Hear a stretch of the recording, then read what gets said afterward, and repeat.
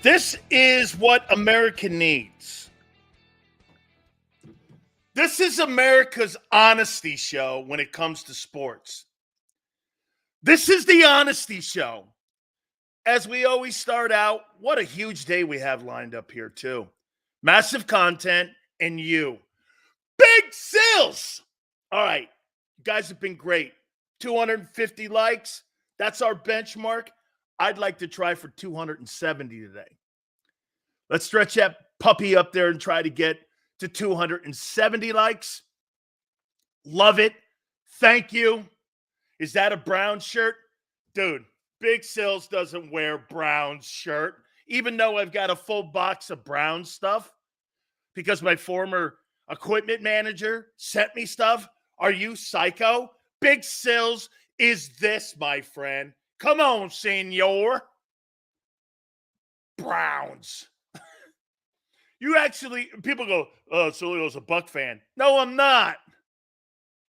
I'm not a Buck fan. I play for the Bucks. Don't make me a fan. Holy cow.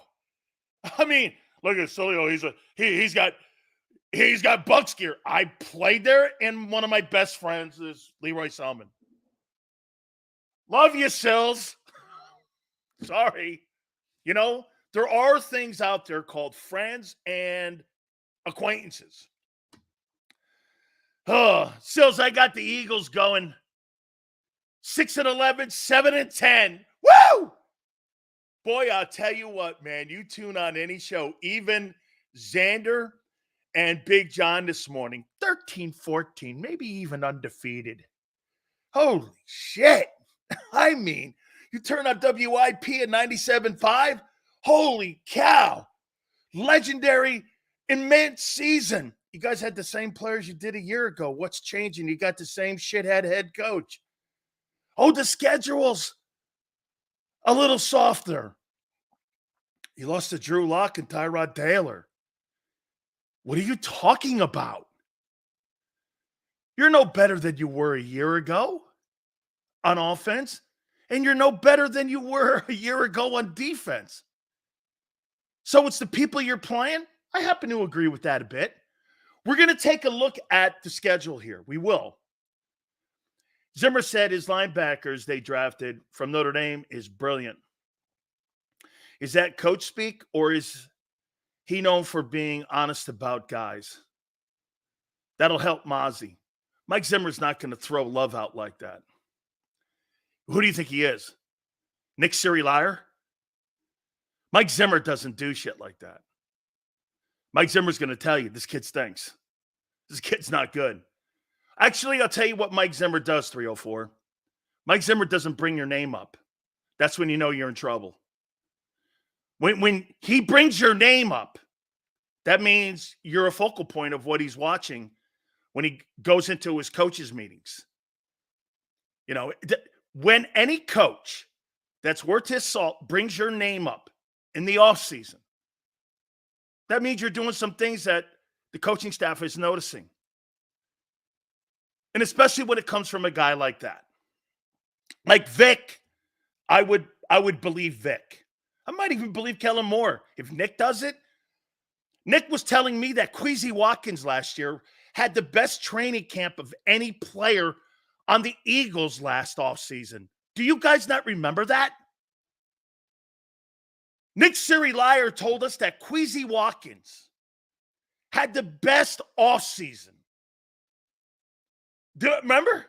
Hey, man, Quez Watkins. Holy shit. This guy's a frontline wide receiver.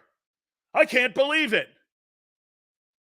Shithands Watkins, man, is really, Quez is really playing his ass off. You're like, dude, if you're going to throw love at someone, throw it at someone who's good.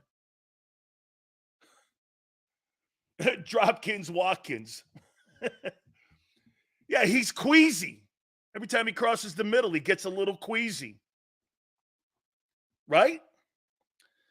Oh, man. I can't wait. Boy, I'll tell you. Bounce back season for Wishbone. Bounce back season for Nick. Holy shit. Schedule drops last night. You guys are probably circling. How many wins do Philadelphia? Hey, by the way, I want to do something here. I want to kind of not be a jackass here about this. I think it's cool to have optimism right now. You know how you are in spring training with Major League Baseball? Every team and every fan base has optimism. I don't think there's anything wrong with on May 16th having great optimism about your football team, because you see some of the schedules and you see some of your favorite teams' schedules that are the teams that they're going to play. But I can promise you it doesn't work that way. As a player, it doesn't work that way. As a fan, it does. I swear to God, I did exactly what you guys did my first year in the NFL. I'm telling you, man. Hey, we're playing the Packers. They stink. Look at their record. I couldn't believe how good they were. I could not believe how good the bad teams were. The difference between being back then a 6-10 team and a 10-6 team is 25 plays a year. Not kidding you. The talent gap between being great and being bad or mediocre is not a lot. It's about 25 plays a year. So one injury here, one injury there, one higher performance, one lower performance can dictate and change the entire course of what a team could do that respected year. It's not what you think. You're looking at it with optimism and you're looking at it with based off of what happened in 2023. That's not a problem. And again, you're not wrong when you have that optimism. I don't want to throw shade on that. I really don't. I'm not going to. Okay, but I'm just going to give you, because what we are here is America's honesty show. You understand that? This is the only show that gives you America's honesty. This is an honesty show. This isn't a fan waving show. Because Big Sills is an honesty man. This is all truth, nothing but the truth in the Big Sills way. How you doing? Right? You see, I put glasses on because I got to talk to you like Clark Kent, because Big Sills can't be Superman every day. How you doing? Okay? Can't be. I cannot take Nick Pinocchio Sirianni. I'm with you, brother. I think that's a detriment to your football team, and it's going to be all season long. Fangio was the one who figured out how to stop Warner and the Rams. That's not true. It was Tony Dungy who did that job in that NFC Championship game when they stopped the greatest show on turf. And the Buccaneers lost 14-10, I think it was, in the NFC title game. The Rams went on to win the Super Bowl that year, but they were averaging like 30 points plus a game. And Tony Dungy and his coaching staff, I think maybe Tomlin was on that coaching staff too. They shut down the greatest show on turf to only 14 points, I believe, in that NFC title game.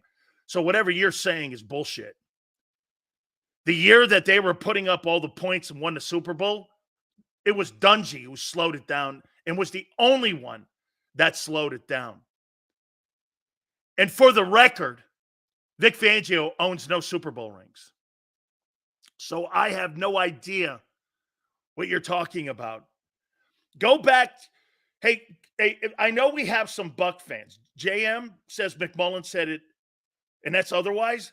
Will somebody please do me a favor? When the Buccaneers lost to the St. Louis Rams in the NFC title game, I believe it was 14-7. And that year they were averaging 35 points. And it was Dungy, Lovie Smith. I believe, what's his name, was on that staff too. Lovie was on it. Tomlin was on it. Herm might have been even on it, or Herm may have been already in New York. Best I see us being is 12-5, at worst 7-10. In reality, probably somewhere in the middle. Okay? Seals Tomlin joined the Bucs coaching staff in 2001. So let me see. Tomlin, what year did the Rams win? Oh, it was after. Okay. I think the Rams won that Super Bowl in 99. I think it was 99 that they won that Super Bowl. Well, it was Tony Dungy who came up with the game plan to slow down the greatest show on turf, where we're averaging 30 points. If you can go back and pull up the score in that NFC title game that the Buccaneers lost to the Rams, you'll know exactly what I'm talking about, because I could not believe that Tony came up with that great a game plan to stop the greatest show on turf. And if it wasn't for a receiver dropping the football, the Bucs would have beat them. They had that game in their grasp. They had the ball with a minute left in the game, and they were driving to beat them. And they dropped the foot, and a receiver dropped the football. So when somebody says Vic Fangio slowed down the greatest show on turf, that's not true. That is absolutely not true. It was Tony Dungy who did it. Okay? We'll take a look at the Bucs too. And we'll take a look at the Cowboys as well. Herm Edwards was a DB coach in 99. Thank you, Prince. I appreciate it. Eagles not losing week 1. Hey, Dick Train. It's funny, the 49ers aren't underdogs in any game. You're underdog in 4 of them. So, hey. I have a little faith in the defense. Why? Keep pushing, sales flexing. Thank you. Did you research it? Research what? Not sure what you're talking about. I know exactly who stopped the greatest show on turf and stopped that thing from, the Bucs had it. And they were in an NFC title game when they did that. Yeah, what year? Here, let me do it, because no one will bring it up, because no one wants to bring it up. Bert Emanuel. The Bert Emanuel rule. Way to go, KCA Eagle. Way to go. Bert Emanuel drops the ball, right? Or they didn't rule it a catch, right? I forget exactly what the parameters were. If he catches the football, the Bucs beat him. That's right. The Bucs had him. And it was because Dungy slowing that offense down. Okay? Right. Let's get to it, Big Sills. Talk about our schedule. We're going to get there right here in a second. Absolutely. I think the schedule does matter who you're playing and when. I do. I think it matters. Especially if you're a young team.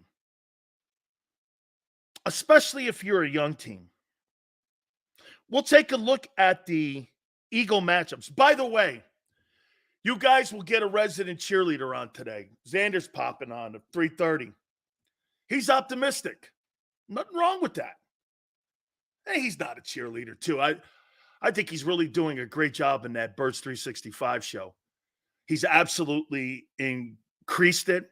It's more watchable. Him and John are fabulous together. Xander's going to be a big star in our business. Okay? On air. Absolutely. He's doing a great job at 365. So that's our morning show right after Farzi. And I'm looking forward to him coming on today at 3:30. So Xander will be on with us at 3:30, and we will have a convo about how he sees this off season so far and how he looks at the schedule. You aren't a fan of Jody? No, I'm not. I don't. I'm Switzerland on Jody. Well, he's a Jet fan. I have nothing bad to say about Jody. He's been on our business a long time. He's been in your market many decades. I have nothing bad to say about him. I really don't have anything bad to say about anybody who's never said anything bad about me. Unlike Paul Dumbass, who I don't know, I have no ill will towards the guy. Nothing. But he's never met me, spoke to me. I have nobody. I have a ton of people who know him, I guess. But I don't know the man. But he somehow thinks he knows me. And people that I talk to daily or something, like my friends or shit, I don't know what and where he gets his information. Oh, I know where he gets it from. He gets it from my Twitter or my X. That's where he gets it from. That's the only place he can possibly, because I've never spoken to him. Can we get some positive shit today? I just gave it to you. You have every right to be optimistic on May 16th. Absolutely. Hey, if you think 13 wins and I think different, Dude, don't get bent. We're talking about a schedule. We're talking about a schedule. Okay? We're not talking about heart surgery or your bank account. Relax.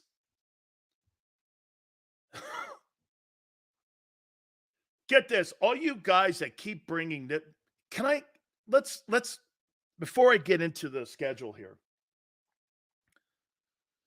let's get into the most important thing. Who cares about the number of wins? Can you win the Super Bowl? Jesus Christ, you're looking at low-hanging fruit, and you're not looking at the big picture. How many wins? You've won 25 games in 2 years. I mean, okay. Who cares? Are you going to win the Super Bowl? If you win 12 games, 13 games, are you going to win the Super Bowl? Last year, Baltimore won 13 games. Kansas City won 11. Did it matter? Ton of stuff. We're going to look at the Cowboys schedule. What else we got? My early division leaders, as we're 74 days out to the start of training camp. What else we got? Best coaches in the NFL. The best owners in the NFL. We'll go down that list. And Big Sil's games of the week with the schedule dropping last night. All right, let's get into it. And hey, by the way, before we get into the schedule here, there's no excuses for Wishbone and Nick.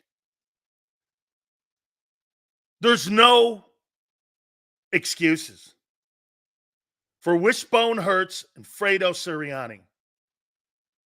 There's no excuses. I don't want to hear one next year. Not one. I'm finished with it. And if he shuts me up, kudos. He would have put 2 years of good football on his resume. Wishbone would have put 2 years. Let me show you something before we get going. Show you how crazy this number is. In the last year, 3 years, Wishbone has the number one rushing touchdowns of anybody in the league. You know who the guys are? Wishbone, 38. Derrick Henry, 35. Austin Eckler, 30. And there's 3 tied at 29, Joe Mixon, James Conner, and Jonathan Taylor. Funny, I don't see any other quarterbacks in that list but Wishbone. I don't see anybody else. Only Wishbone. No excuses. Year of Hurts. Oh, yeah, this is Hurts season. This is Hurts season. San Francisco has a stacked team, too. Better defense, no excuses. Absolutely. Dude, they're just about ready to miss their window with some of those other players on that team. I completely agree with you. I completely agree with you. Seals, I absolutely agree. Number of wins doesn't matter. Stats like passing for 4,000 yards doesn't matter. The turnovers do. I told you yesterday, Bob, it's not so much about Jalen Hurts throwing for 30 touchdowns. It's more to the point that he had high turnovers. Everyone, welcome to the Wishbone Show. No, it's the NFL show, Junior. But thank you, Mitch. I appreciate it. Big Sills. Yeah, I know Bruce. He's been on the program a couple times. All good, man. Not sure what you're referencing there, but thanks, Chris. I think you need to go check out some of those other places. I'm not sure what you're talking about.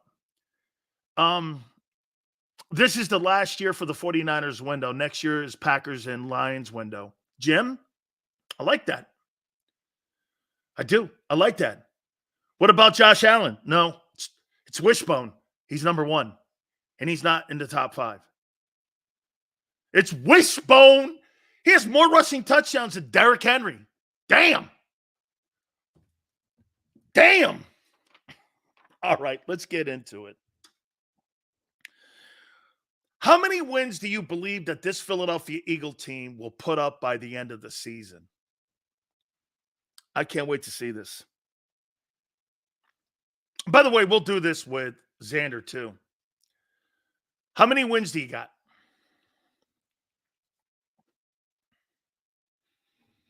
13, 9, 12 or more. 12, 10, 12 to 14. 11, 14, 12. No. Okay. 8 to 9. 15, 2. Damn, Steve. Look at these numbers, man. 11 wins. NFC East. I'm still waiting for Hurts off-season surgeries because he was supposed crippled all last season. Barb, why would you do that, Barb? Barb, me too. I was expecting the guy to be on a gurney or in a walking boot somewhere, or walking on crutches at least. He was in a cast all year, or he was in a walking boot, or he was wearing a sleeve, or he was wearing, what was it, a knee brace? No surgeries in the offseason, but he had that excuse of a brace on. Talk about showman. Holy cow, man. This guy belongs on the Osbournes or the Kardashians. Hey, I'm in it. Very good, Barb. I'm in a knee brace all year, but I don't get surgery after the season. Dude, Barb, don't do that. Don't do that, Barb. I'm still waiting for the surgery that never happened. Oh, man. Talk about a bullshit artist. Where's the Reddick deal? I'm waiting for the surgery for Hurts because he was injured all year. That's what you guys said. And I'm waiting for the Reddick deal. Where is it? Hey, Sills, I hate that week 5 bye. Let's go. That's right. I do too, man. That's the first observation that I have, is that the week 5 bye is early in the year, especially with a young defense and new coordinators. I mean, I think the back end of the schedule is not that tough. I think the front end is where you're really going to have to face some things. I mean, that's a pretty deep September month that you have there. You have 4 games in September, 6, 16, 22, and 29. And here, what is the most significant thing you see about this schedule? What's the most significant thing you see about the schedule? Schedule's easy, Sean. What's the most significant thing about your schedule? I can't believe no one's brought it up.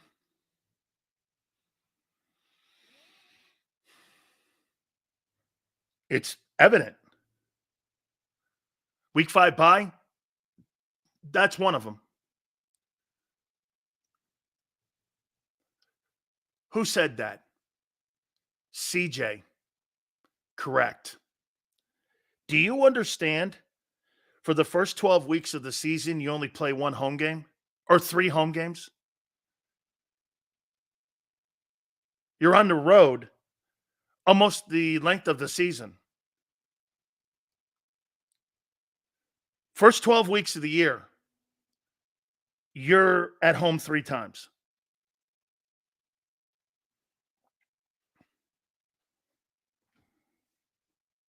You're at home 3 times. Look at this stretch. From week 7, you play in New Jersey, Cincinnati, Jacksonville, Arlington. To start the season, you're in Brazil, Philly, New Orleans, Tampa, then Philly.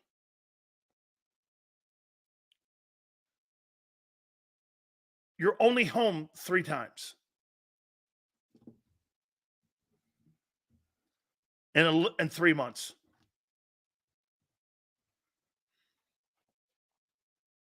It's not so much that's how you acquire injuries. What's going to stop this football team is the fact that they're not getting a reprieve. Like, here, get this. Here's what I do like. The bye, you're at home, out of the bye against the Browns. So you're home 2 weeks there at least. I think that's what the schedulers looked at, because I've never seen a team only home 3 times. I mean, 3 months, you're home 3 times.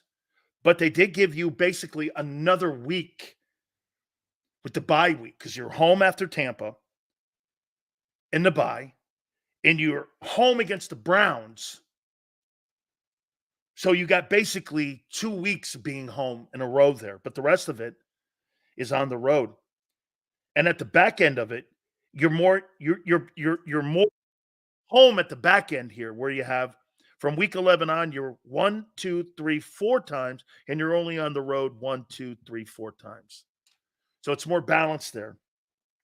And you finish up the last 3 weeks, and that Giants game is yet to be determined, because there's a lot of flex games that you have to concern yourself with. But that Giants game, the reason why they're not giving you where that Giants game is going to be at the end of the season there, it's going to be in Philly, but will it be Monday night? So you got, in my opinion, you got travel issues here. And believe me, you acquire any injuries from that week 7 on to week 10 when you play Dallas, that could destroy the entire back end of your year. So, again, it's just an observation. You're home 3 times. And with a bye, the schedulers did you a solid and didn't put you on the road after the bye. What would have been cool is if they would have put you at home for that Buck game, had a bye, and then had another game at home. That would have constituted like three weeks at home in Philly. Again, travel matters, man. When you're constantly on the road like that, you don't get treatment time. You know what people don't realize, because you wouldn't know, is that when you have to travel across the country, or you have to travel like that, and you get banged up, your ability to get treatment is limited. Can't get it on an airplane. You can only do so much on the road too. No air travel after week 12. Let's see. Baltimore? No. DC. That's good too. Yeah, you're right. So again, like I said though, at the beginning of the year, your first 12 games, you got 3 games at Lincoln Financial. Okay? Friday to Monday. That's also wicked. Eagles in San Francisco got some tough games this year. I think it's because of the travel. Now, check this out. You know, your underdogs against the Rams? You got Rams and Baltimore back-to-back. Let's take a look at the back-to-backers here. Packers and Falcons. That'll be interesting. Bengals and Jags. That'll be interesting. You're on the road both times there, too. Cincinnati and Jacksonville. Rams and Baltimore. You got Steelers in Washington, which you've struggled against the last 2 years for some reason. But I think the stretch of the games you're going to look at is 6, 7, and 8, and 9 and 10. Browns, Giants, Bengals, Jags, Cowboys, Commanders, Rams, and Baltimore. That stretch right there, because of the lack of home games. Think of this right here. From the Giants game in week 7 to the Baltimore game in week 13, you're home once. You're traveling to Jersey, Cincinnati, Jacksonville, Arlington, Los Angeles, and Baltimore. So the travel matters. And once again, when you're going to evaluate something like this, see, you're going to sit there and just look at the games and go, well, we'll beat them, we'll beat them, we'll beat them. That's not how it works. It's just not how it works. Get this. Mr. Perez goes, we'll be fine. You weren't a year ago. Why do you give that the benefit of the doubt when you haven't done anything to rectify your defense? How are you giving that the benefit of the doubt when you haven't upgraded your defense at all? Well, we drafted him. What? That's like saying you bought a stock on the New York Stock Exchange and you're expecting yourself to be a billionaire, so you go out and buy yourself $1 million home before the thing even gets going and tries to acquire some money for you. You're assuming that stock's going to be a hit. Not even the people with the smartest minds when it comes to investing in stocks go out and buy billion-dollar homes. They wait to see how it performs. That's just a stock. Why don't you wait and see how your players that you drafted perform? You're damn right Sills was a day trader. You're damn right I was. Cooper DeJean has no, dude, I think the kid's going to be okay.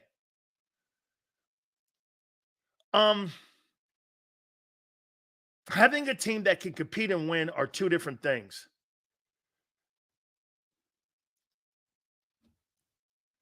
Yeah, because you're not deep in your front four or your front three. Who's your second team defensive ends?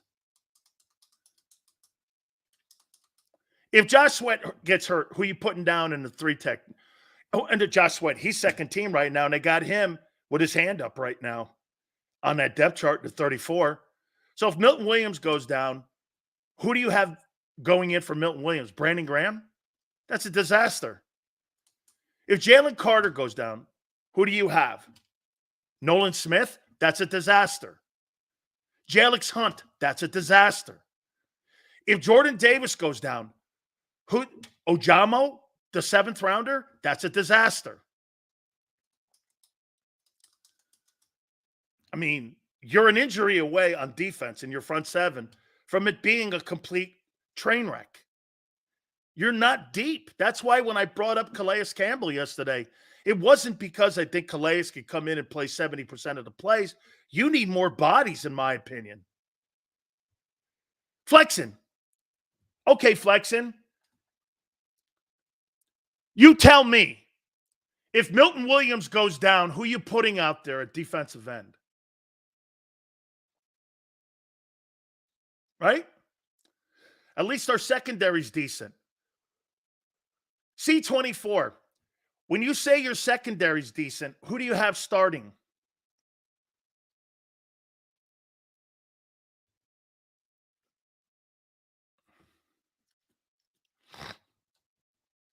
Who do you have starting in your secondary?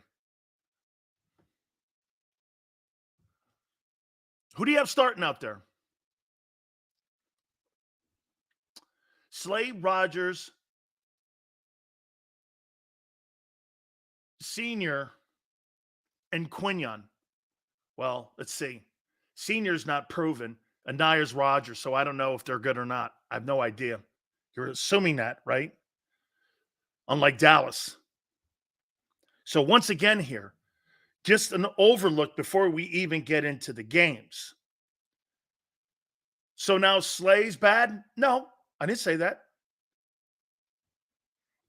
And he's going to be playing in a defense that is conducive to what Vic is going to want. Control, contain, and have him play center field like he did in 22. Absolutely. No, I think Vic Fangio is going to be actually an asset to Darius Slay. You could really see a good year from him again. And one more thing about Darius Slay. I'll say this to you. Ever since he's come over from Detroit, he's been a fabulous pro. He's been a fabulous Eagle. Yeah, well, he's been to the Pro Bowl every year. Whatever you want to say, Crowley, about Slay. And I've got my issues with some of the shit that he says too. but he's been a Pro Bowler every year he's been here. I don't think you can ask him to do anything more. I'm not going to sit here and throw a lot of roses at him, but he's been a Pro Bowler every year he's been in Philly. What more do you want from him? Flexen, what more do you want from the guy? He's been a Pro Bowler every year. Has he not? Get this. Flexen's laughing at a guy who's got 3 Pro Bowls as an Eagle. I don't know. I can't debate that. Says you don't know anything about Rodgers Sr. I know anything about the kid. Isaiah Rodgers, just that he was a good special teams guy. If Lane or Dickerson go down, the offense is done. I don't know about that. I think you're pretty deep in that O-line. It's more on the defensive side. You're not deep anywhere in your front 7. Linebackers and front 3. You have no depth at all. They didn't draft anybody either. They didn't sign really anybody. Burn that shirt. My wife or my daughter said that too. She hated the one I had on yesterday. Or the one I had on the other day. She hated it. So he doesn't suck. But don't want him on this team. And you know what? Give me Pro Bowl years. See what he does with Vic. I think Vic's going to be an advantage to him.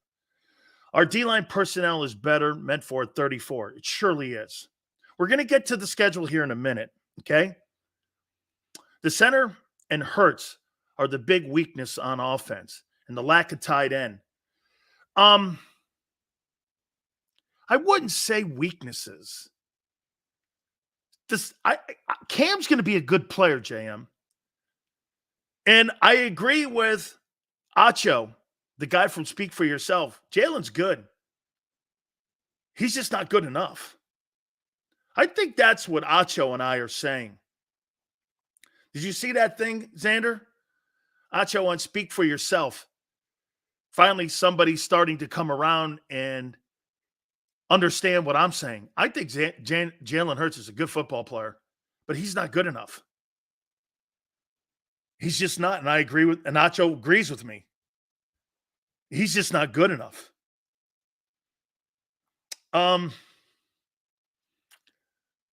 Tyler Steen could have possibly gone undrafted in this year's class straight up. Gooby, that's a great take. And I think that guy, get this, and that guy Trevor Keegan, who went in the 5th round, if he was taken a year previous, I think he would have been a 2nd or 3rd rounder. I think he would have been a 2nd or 3rd rounder.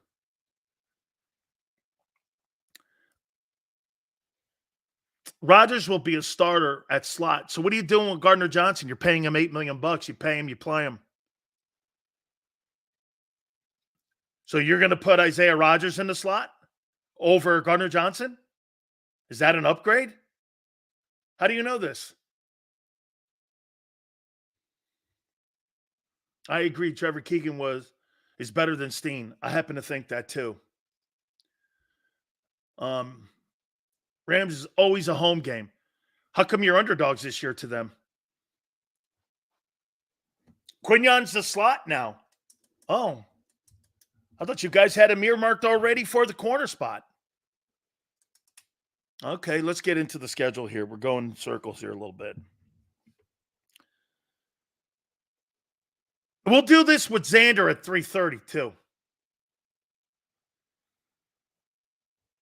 Week 1, Packers, Brazil, 9-6, neutral site.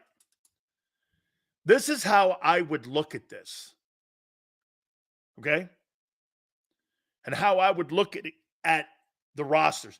You don't know, nor do I. Injuries, who's going to be active, who's not. We're under the assumption both teams are going to be healthy. It's kind of scary to do. So we're really looking more at rosters than we are anything else. Now, the quick look, and when you listen to shows on my network or the radio shows in Philly, first thing you get is we're superior to the Packers. No, you're not. Is your offense superior to Green Bay's? Yes, but your quarterback is not superior to Jordan Love.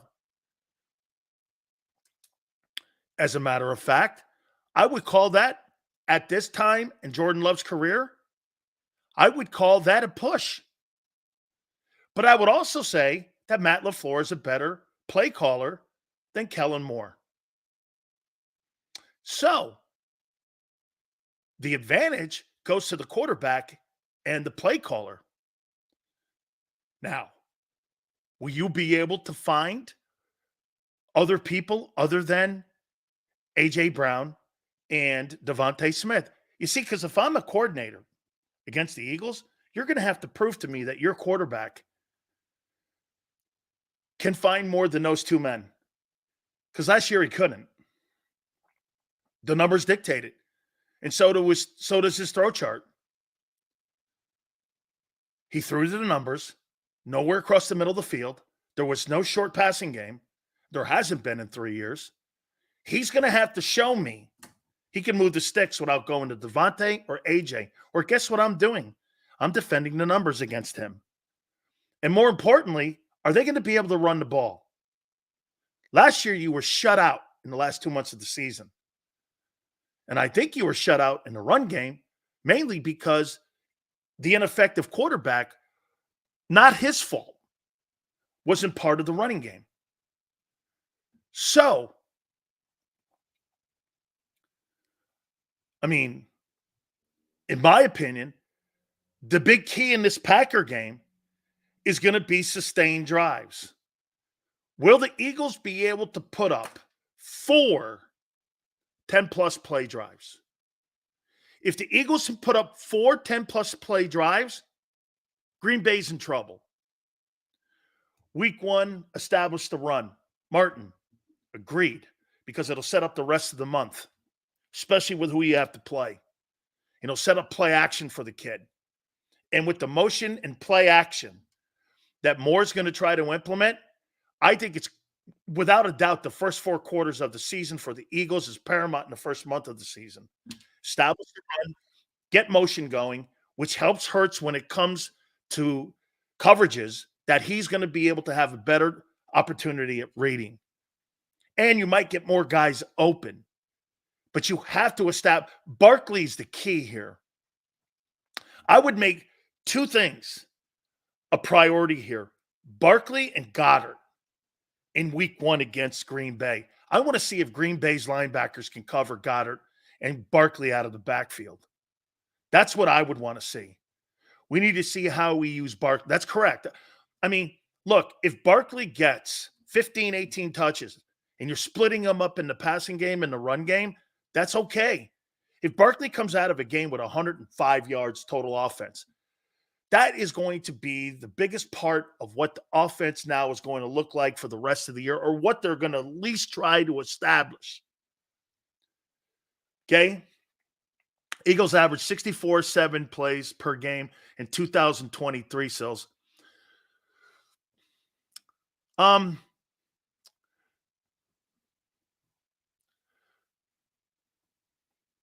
That's around. But you know what they were too when you say that? When you say that, senor, 64.7 plays a game. That's really a great stat. To me, it was more about the situational play calling that Brian Johnson struggled with. You know, it's one thing to run 65 plays, but were they plays that were run in the right time? 3rd and 1, 3rd and 2, 3rd and 7. You know, how many times did we come away from a series going, why would he do that? Why not just run the ball on 3rd and 2? You've got the best O-line in football. Why not run the ball on 3rd and 2? You know what I'm saying? So I think Kellen Moore is going to have a better feel for that on short yardage. Here's what I would want the Eagles to do in that Packer game. Win first down, man. Win first down. Win first down. If you put that thing in 2nd and 7, 2nd and 6, you're going to be ahead of the sticks the entire game. And that's going to put Green Bay on their heels. And LaFleur is going to have to do things in the second half. I want them to be patient this year. Don't panic. The Eagles have a propensity to panic. Look at how they fired Desai this past year. Look at how they do play calling. Look at how that whole thing panicked. Anytime they got into the second half and they started getting behind, they got away from the running game. Don't panic this year, man. If you learned anything from last year, stick with what you have on your team. That's the best. This Packer game is going to be important because Green Bay has better balance than you. They're better as a 53-man roster than you. You're better offensively. You're not better than them across the board and in coaching. You're just not. The play calling head coach is better, and the quarterback right now, I'm not going to say he's better. He's a better passer than your guy. But I want to see more out of Jordan Love. You know, I say this with due respect to him. And I said the same thing about Jalen Hurts. 1 year doesn't make a quarterback. And you guys, and I see it on my Twitter page all the time, in my X account all the time. 22. Stop with 22. I don't give a shit about 22 anymore. And the sooner you stop talking about 22 and talk about the present and talk about the last game he played, you're only as good as the last game you played, not what you did 21 games ago. Stop doing that. It has no relevance. Zero relevance. 22 has no relevance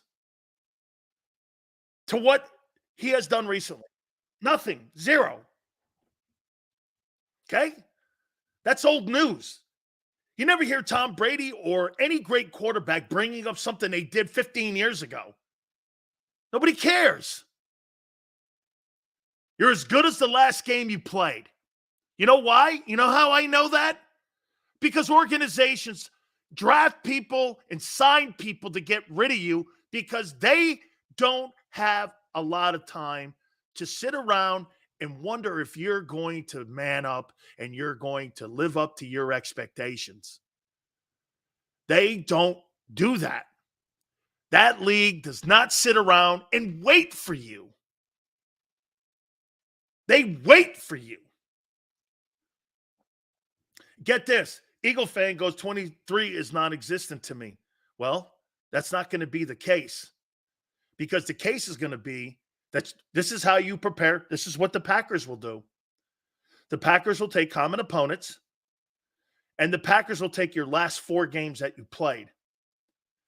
And then what they'll do is they'll take Kellen Moore's last 4 games that he coordinated in Los Angeles. And I think that's an advantage for the Eagles. I'll tell you why. Nobody's going to ever confuse Justin Herbert or any of the other guys that they had in Los Angeles after Herbert got hurt last year and confuse them for Jalen Hurts. So I think that's an advantage. Personally, I don't believe Kellen Moore can coach an RPO quarterback or a guy like this. This is the limited passer that he's ever worked with. He's never worked with an RPO guy, and he's not going back to RPO. They're going to try to enhance him as a passer. And do me a favor. Remember something here. The Packers picked up Josh Jacobs. If you can't stop the run like you couldn't a year ago, you're in trouble. Because Green Bay's going to try to run the – you know what Green Bay's going to do? They're going to pass the ball on first down. They're going to see if you are better. You were 31st last year. And now you're even younger and more inexperienced. Vic Fangio can't fix inexperience. He can't. You're inexperienced versus a coach who's done a pretty damn good job at putting that guy Jordan Love on its heels and putting him up right here. Okay? Senior goes Green Bay, run the ball with who? Josh Jacobs. A guy who's actually outperformed Saquon Barkley the last 5 years. That's who. Did you forget they signed him? I'll tell you this too. Xavier McKinney in the secondary and Josh Jacobs. They went out and spent some money. They spent $10 million on a running back or $8 million on a running back and $17 million on a safety. Green Bay's going to be up. Green Bay's upgraded. Green Bay's upgraded. And you're in a 34. He's going to have a field day. That's the game right there. If the Eagles can run the ball, have 4 sustained 10-plus play drives, To keep that offense off the field, Green Bay's, that game's close. I still have Green Bay winning this football game pretty easily, actually, because I don't think you're going to be able to stop the run. Your linebackers are atrocious. And I think there's going to be ball control, and I think that quarterback's going to pick you apart in those linebackers. Who's rushing the passer? Bryce Huff and who? You don't bring pressure. So you're not going to bring pressure on Jordan Love?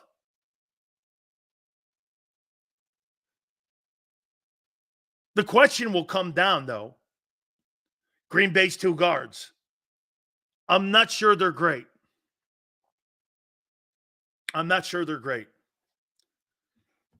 Guy goes, you're stupid, even though you gave up 147 yards rushing last year in the last 6 games of the year, and you're now in a 3-4 instead of a 43. Okay, guy. You got the worst linebacking and the smallest linebacking core in the league. How are you stopping that offense? They beat the living shit out of the Cowboys, who crushed you. Wake me up when you answer that. And I'm just saying that's what the Packers are going to do. Barkley, 962, had more rushing yards in 23 compared to Jacobs. Really? Okay. And had 903. They both were on shitty football teams. Congratulations. In the last 4 years, who's had a better career? Your boy Barkley or Jacobs? And I thought Jacobs sat out a little bit.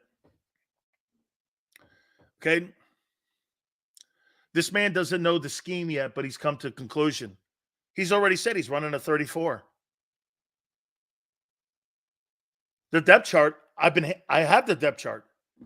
It's a 34 depth chart. What are you talking about? Okay, let's move on. This Packer game Monday night, so you got a short turnaround. And traveling back from Brazil, you got the Falcons. Much improved. I don't think the Falcons have very much defense. I mean, I still think that they're weak. I think Bates has been a really good addition in their secondary. But I don't think that they are very good on defense yet. I still think they've got to add some more pieces. I think the Falcons are going to be a good football team. But to me, I think the Falcons are really going to struggle. Get this. So they're not running a 34. Whoever said that's lying. He's already said it. He said it in his press conference. He said it already in the depth chart set at a 34. He is running a 34. You can deny that all you want, kid. He is. Whose defense is better, Packers or Eagles? Oh, by far the Packers. It ain't the Eagles. They finish at the bottom of almost every single statistic. I'll take the Packers any day. Your linebacking core is horrible. You have no depth in D-line. And inexperience in the secondary. All right, let's move on. We're in Atlanta now. I think you win this game. I think Cousins is going to throw for a shitload of yards, but then again, it's Monday night. He's got a guy breathing down his neck. I think Cousins is going to have a really good year in Atlanta, but it's not going to be in week 2. So I got the Eagles winning in week 2. This Saints game is interesting. Saints are good on defense. They had a really underachieving year a year ago. I believe they were 9-8. And Derek Carr had a better year than Hurts. When you look at his numbers across the board, better completely across the board. Jalen doesn't turn the ball over in this Saints game. It's in New Orleans, too. Tough place to play. I'm going to go Eagles here, beating the Saints. Alvin Kamara is probably going to be completely ready to rock and roll. He wasn't a year ago because of all the legal issues he had. So I will go with the Eagles winning this football game. in New Orleans in a close one. Remember something. You're not that good on defense. You have to keep that constantly in your mind. You're not good there.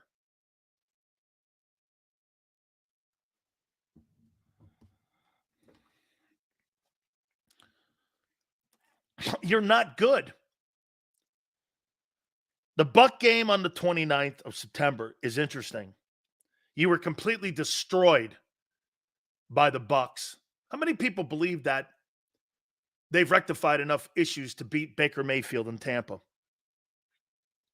Last 2 times in Tampa, you were rolled. One by Brady and once by Baker Mayfield.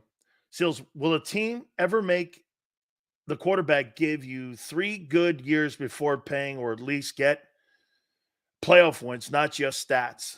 No. Unfortunately, Sean, thank you for the super chat. No. You're going to, hey, what the Eagles did with Jalen Hurts, that's what the Packers have to do. But he sat behind Aaron Rodgers. The Eagles paid a guy for 1 year. That's it. And he's been mediocre in the other 2 starts. The other 2 years he started, he's been mediocre. So you're playing, and like the Eagles do, they like to forecast what they think they see because they think they're smarter. Oh, that's right. That's right. They were 1-1 last year. You're right. You're right. They were 1-1. They played. That's right. They were 1-1 last year. No, senor, it was a mistake. I forgot the early game, but they blew your doorknobs off in the playoff game, the game that matters the most. I got the Bucks winning this game. I don't think you're better than Tampa. Mike Evans is going to destroy you like he did last year in the playoffs. Who covers him? Who covers Mike Evans? We were exhausted. No excuses, guys. Pro football. You were exhausted. What a woman. You're exhausted. Mitchell's going to cover Mike Evans. Covering a guy.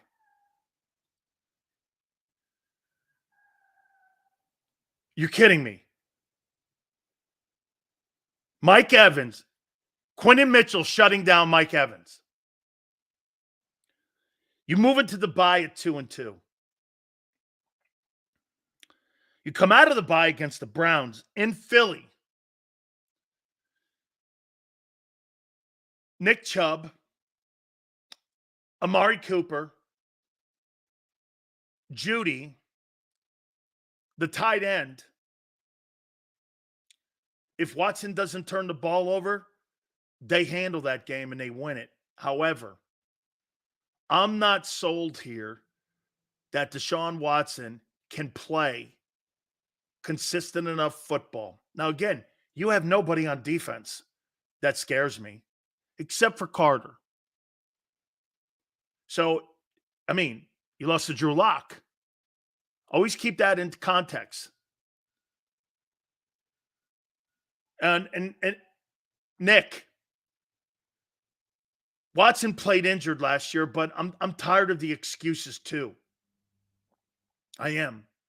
I'm tired of the excuses with him.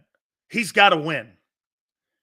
I think the Eagles win this game. And I think they run their record to 3-2.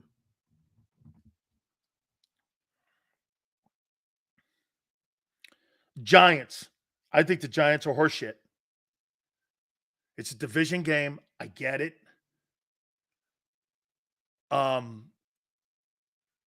just don't see anything that the New York Giants have to offer. Plus, it's in New Jersey. Barkley goes home for Game 7. 4-2.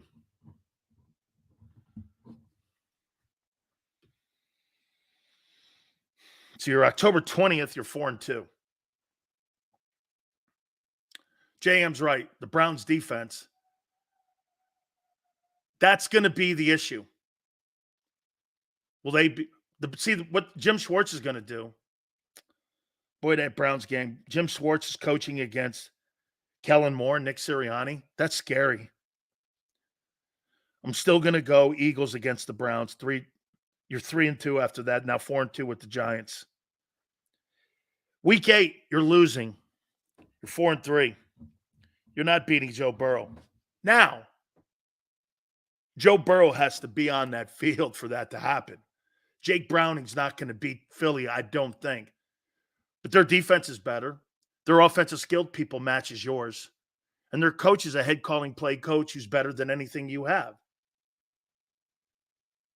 So, Bengals win that. Sunday Night Football in Jacksonville. I have the Jags winning this game. I think the Jags at home win this game. I think Jacksonville has done a lot. They're bigger. They're faster this year. They're better on defense. They're not on the road. It's a Sunday night game. I think Doug wins this game. Eagles go to 4-4 on the season.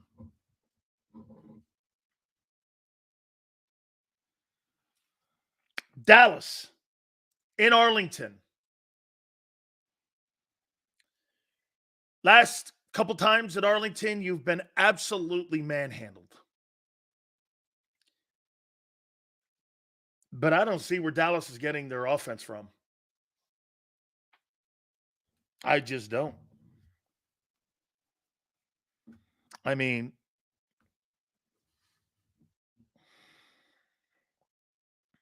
I don't. I think you go into Dallas for the first time, and I think they win.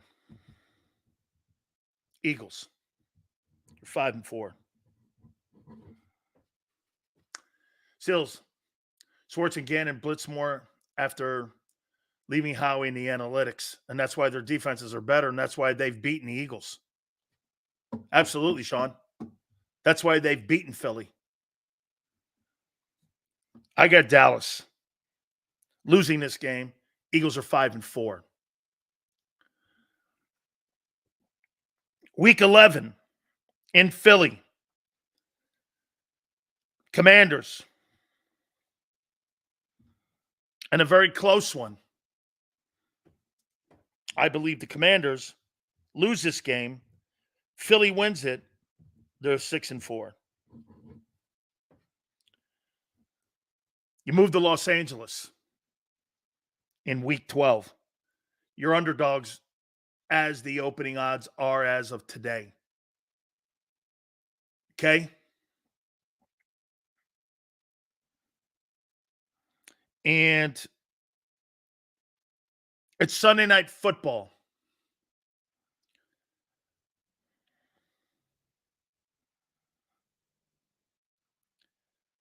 I got the Rams winning this game. Better coach, better quarterback. You're 6-5.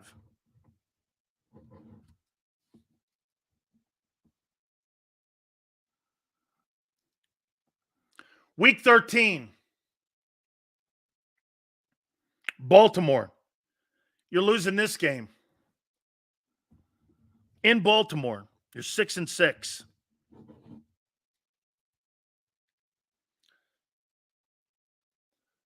Week 14. Panthers. 12-8 or 12-8. It's in Philly. You win this game. You're 7-6. Week 15. Steelers. Not out coaching that coaching staff. You're 7-7. Washington and D.C. This is where you're splitting. You're not sweeping the NFC East. You're 7-8.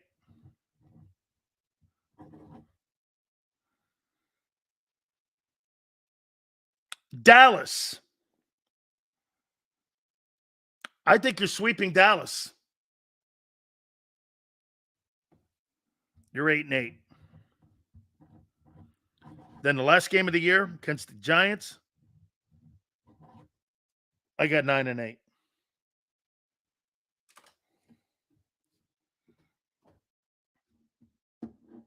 I got 9-8. And that Jags game is in Philly. My mistake. I got it written down here. My mistake. You think we lose to Washed Russ? Why? You lost last year to who'd you lose to last year? Tyrod Taylor, the guy in Seattle, Kyler Murray. I mean, dude, you're making it sound like you've made upgrades. I'm sorry. You haven't. You haven't addressed shit on that side. You've dressed it with potential. Nothing more. Stop talking like you know what you're saying. You can't put a price tag on experience. You're younger in the secondary, correct? You're less experienced. You've got new coordinators. You've got an entirely new scheme. What are you talking about? My problem with the Eagles has nothing to do with offense. It does a little because what was your excuse last year? You had the same personnel basically that you're putting on the field this year, and you still shit the bed. How are you saying this? Okay, you have the same people, theoretically, same people and lesser pass rushers. How are you saying this? How? Where are you getting that from? Listen, I get it. I heard Xander and everybody talking. They're looking at 12-5. I'm like, where have you significantly improved your team this year? Offensively? Okay. So let me say this to you. So you really think these new coordinators, this is going to be seamless in a transition? Do you really believe that?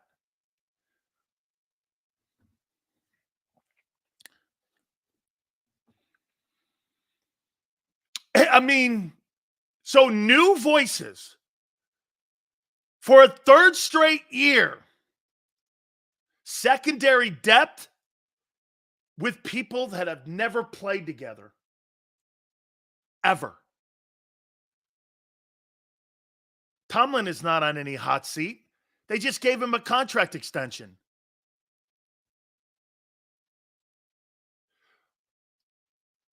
Okay. We had 7 injuries in the secondary. I don't remember Slay and Bradbury missing too many games. Remember Slay missing the Seattle game for some incredible reason. 12 wins or more. Okay. Great. 12 wins or more. And we'll go back to the number one question one more time. Do you have a Super Bowl team? And the answer is no. This fan base celebrates mediocrity and culture killer. Gooby, it's mind-numbing how you could sit here on May 16th. Again, I mean, all good. You think 12 wins? 11 wins? Not that it mattered. You've won 25 in the last 2 years, and it didn't matter. And you got the same shitty head coach. And you've got the same front office meddling. You've got the same culture.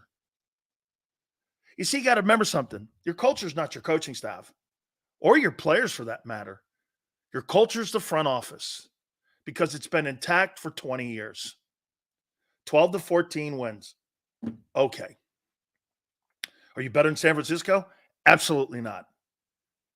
Absolutely not. I don't think you're better than Green Bay and Detroit. I don't. You know why? Because the head coaches and the quarterbacks are better than your guy. That's why. Our safety, we're all hurt. Welcome to the NFL, son. Making excuses for injuries.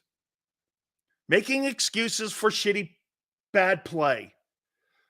Coaches were okay, wait. So here's the excuses for your meltdown. If you listen to people in here right now, you know what it is? Bad coaching, and we were hurt. Well, you won 11 games. Everyone got raises.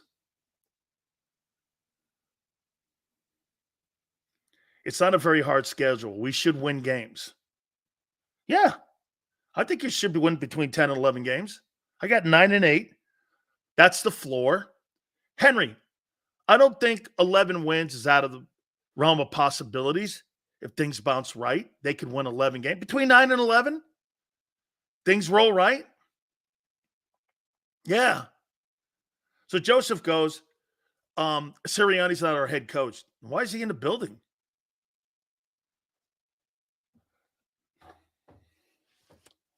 Let me just say this to you. One thing you got to remember, what I keep bringing up the back end of your season a year ago. I was telling you this from New England on. No, you're not that good on defense. You're the only ones that kept going that you were great. You're the ones that kept telling me I'm crazy. It turned out to be true.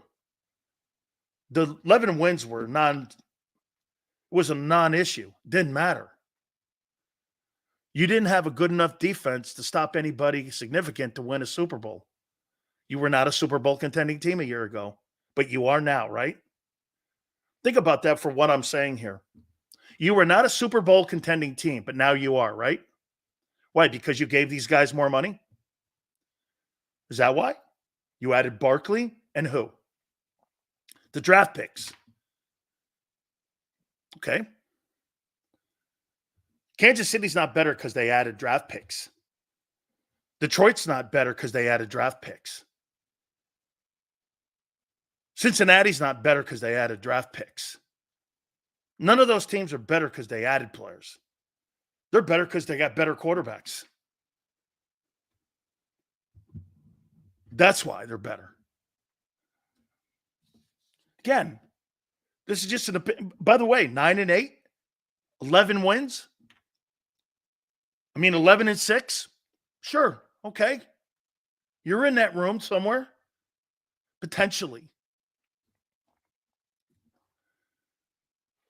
Same argument can be made against Philly. You also make for other teams we play. Correct. Kansas City loses Mahomes, it's over. I don't care how good Andy Reid is. Carson Wentz is not taking that team to a Super Bowl.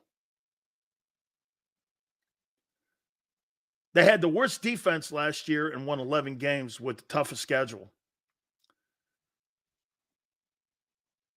Interesting. All right. I'm going to take a timeout. Folks, we are trying to get to 250 minimum. Love to get to 270 today. Xander's going to join us. We'll go down the schedule with him. Okay? We'll go down the schedule. He's completely got a different opinion of mine, which is great. But again, one thing I do compared to others, I'm telling you who you are, not what you think. And where you are right now. Remember, you're inexperienced in the secondary. You got a new guy calling plays. You're going to a new scheme. You couldn't stop anybody, and you downgraded on defense. And now some of you are even saying Gardner Johnson's not going to start. You're looking for other people like Isaiah Rodgers or Deshaun or Cooper DeJean to be the slot guy. Where's your upgrade? And you got rid of Hassan Reddick. Where?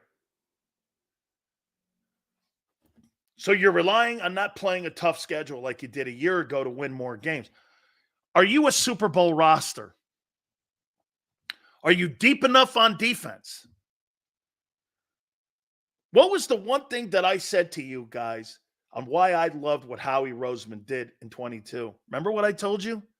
You have a roster. Remember what I was saying? Xander was producing then. I said, I don't know if you have the best roster in the NFL, but you know what I think you do have? The deepest. And this thing's about the war of attrition. It's not about frontline guys. This is about the war of attrition. Okay? Hit the like button. Xander's going to join us. By the way, Philly 500 will join us tomorrow as well. So we will talk to him, get his thoughts on the Eagle schedule. Theismann's going to join us on Monday. Joe said that he'd jump aboard because we're going to start going around the NFC East and also some of the teams that the Eagles are playing on this schedule. So we'll talk to Xander next, host of the Birds 365 in the morning with John McMullen. Hit the like button. Keep it here. National Football Show. If you missed any of today's show on the JAKIB Media channel, listen to the podcast on your way home. Available on YouTube, Apple, and Spotify.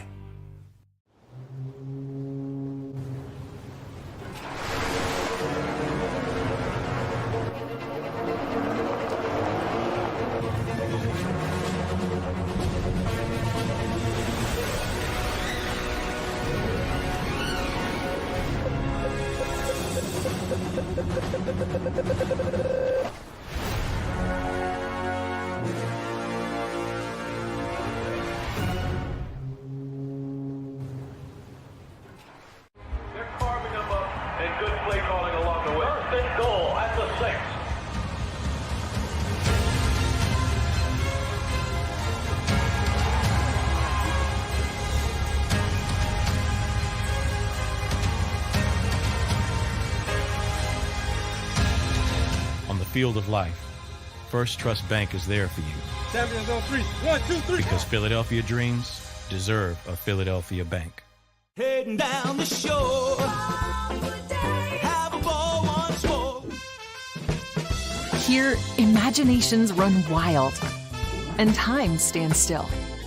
Because here, you can find the best of the Jersey Shore, all on one 5-mile island. So leave the old you behind and get lost in the woods. Wild, wild, wildwood day. Plan your stay in the Wildwoods today.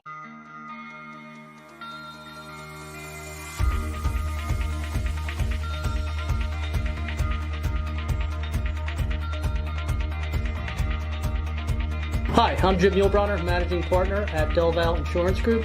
Give us a call. We're a local, knowledgeable agency, not an 800 number. Go Birds!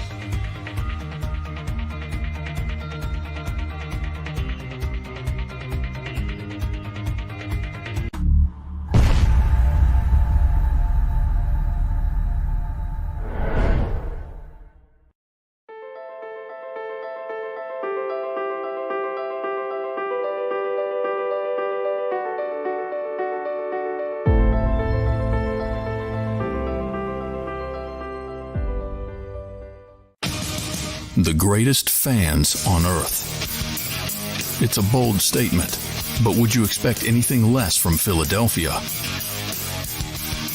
58 years of heartache creates a toughness, a grit, a resolve not found in most.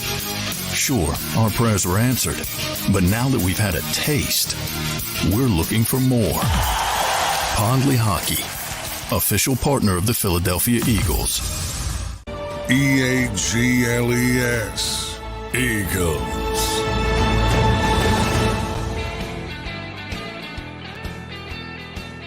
Big Sales National Football Show. Please hit the like button here. The Eagles are not favored in 4 games this year. Week 8, Cincinnati. Week 10, Dallas. I don't agree with that.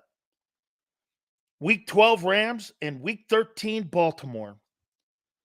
4 games that they are not favored in, and the San Francisco 49ers are favored in every single ball game this year that they will play. I wrote down some of my favorite games of the week this year. By the way, Xander's going to join us in a couple minutes. By the way, it only goes to week 13 because of flexing. Okay? And so here's some of the games that stick out to me when the schedule dropped. And personally, get this, guys. I'm sorry if some of you are here not thinking that I'm going to say 12, 13 wins. I don't know what else to tell you. I'm holding to my guns that you haven't done shit on defense. I don't think you're good enough. And nor do you. How in the world, how many players have you added on defense that aren't your own? Honestly, Huff, White,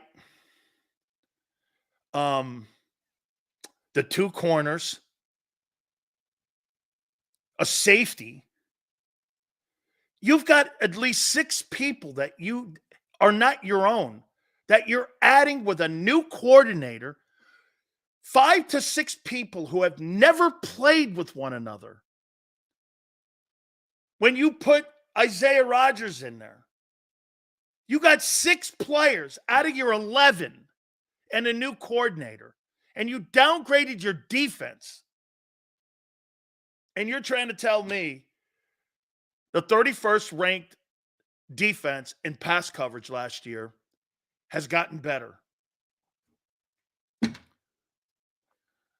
If Dallas hasn't gotten better, neither have you.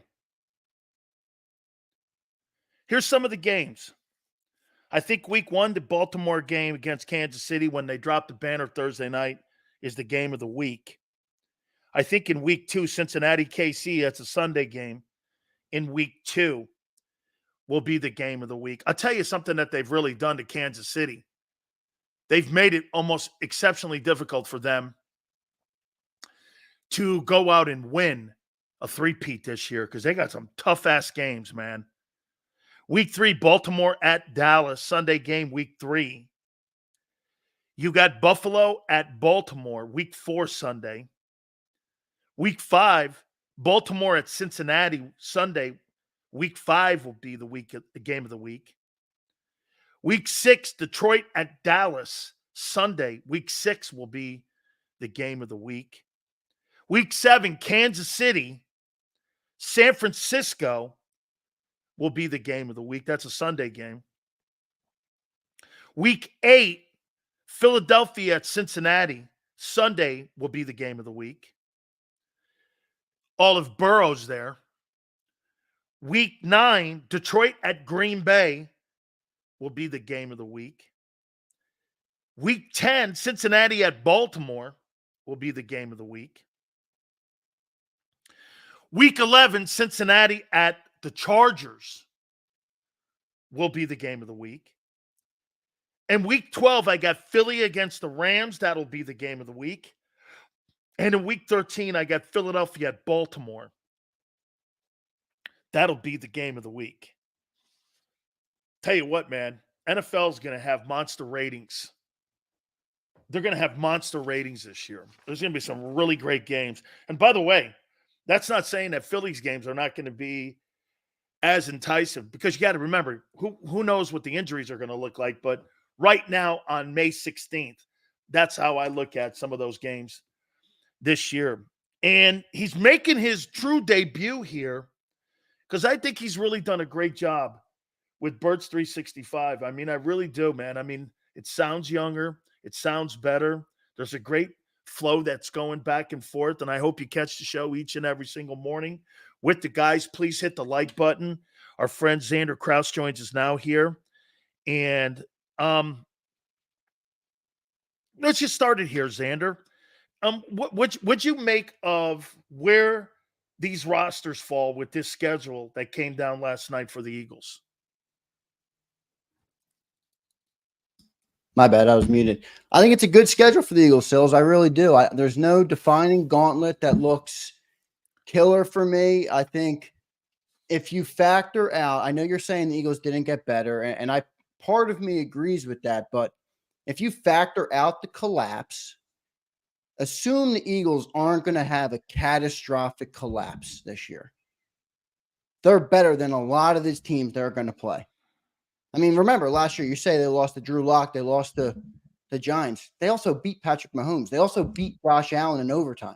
So if you take that team that didn't collapse and you can avoid that this year, and I think they'll be able to do that with better coordinators, I think it's a 13-win team. I think it's a 12 to 13-win team this year.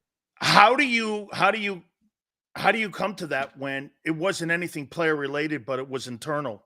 They shot themselves in the foot, not player-wise, but organizationally. You make a move at 10-2 with your coordinator, And that you see, well, let me go back at you then. Sean Desai beats Patrick Mahomes, Josh Allen, Dak Prescott, Matthew Stafford, beats all those teams, and you fire him. Yeah, it So wasn't. when I never you liked put all that that move. together, Xander, that's internal sabotage. Yeah, Nick Sirianni. I mean, this is where I agree with you 100%. Nick Sirianni is trash. And this is why I wish they moved on from him last year, because now he's now the big question mark. I'm much more confident in Vic Fangio on the defensive side of the football. And by the way, you and I both know this team does not depend on this defense. They need to be better. They need to get to the middle of the pack. But this team is depending on A.J. Brown, Devontae Smith, Jalen Hurts, Saquon Barkley. We need those guys to take the next step. Now, can Kellen Moore do that? I think that's a big question mark. We'll see. But I'm not sold that they're only going to win 8 or 9 ball games. Okay, really well, not. to tell me, how long do you think that this meshing, when they don't practice a lot, they don't use exhibition football, and they're just going to line up Nakobe Dean in Brazil? You tell me then, how long do you think that takes with new coordinators who are not getting extensive practice time? And Fredo Sirianni likes to kind of call camp. They don't really practice that hard, according to Javon Hargrave and others that have been in there. How long do you think this process will go? Week 1, week 3, 4, 5? How long will it take for these two coordinators, new, again, Kellen Moore and Vic Fangio, to connect with their players? Well, I think it could take some time, but here's where I like it, Sills. And you'll agree with this. I know you will, because I know how you think about the game of football. If this team starts slow, okay, let's assume they start, like you said, 2-2. I want this team playing their best football when? December and early January, going into the playoffs. Last year, we were the Super Bowl champions of September. It didn't mean shit. We were the Super Bowl champs of October. Didn't matter. That's where I like those late home games. Now, I think the crux game that is going to matter the most of any game on the schedule is week 17 when Dallas comes to Philly, because that's a momentum game, right? Like, if Dallas comes into Philly and beats us in week 17, the city's going to be mad. The team's going to be mad. Everybody's going to lose some level of hope. Now, if they win that game, it's momentum in the right direction. I think they can take that and they can ride that wave into the playoffs. I think the Eagles sweep the Cowboys this year. I don't. I do not. I just don't see where they're scoring, and I don't see where they're running the ball. I mean, and what's the one issue that look, if you turn Dak into one-dimensional, see, here's where the difference between Philly and Dallas is. Philly's defense, I'm not sold on, and I'll never be sold on until they address it. However, they've done nothing for us to be sold on it. But the one thing that they have done, Xander, on offense, they now have added a formidable running back that you don't have to rely on your quarterback, that they can beat you in multiple ways. They can beat you running it. They can beat you throwing it. I don't think Dallas can do that. Dallas is either going to have to get a lead on you, and they're going to have to try to have sustained drives. But I don't see where Dallas is going to be grinding out 10-play drives against the Eagles, because they don't have a running game. I mean, they're going to be throwing. It would not shock me if Dak Prescott leads the NFL in passing attempts this year. Yeah, I agree.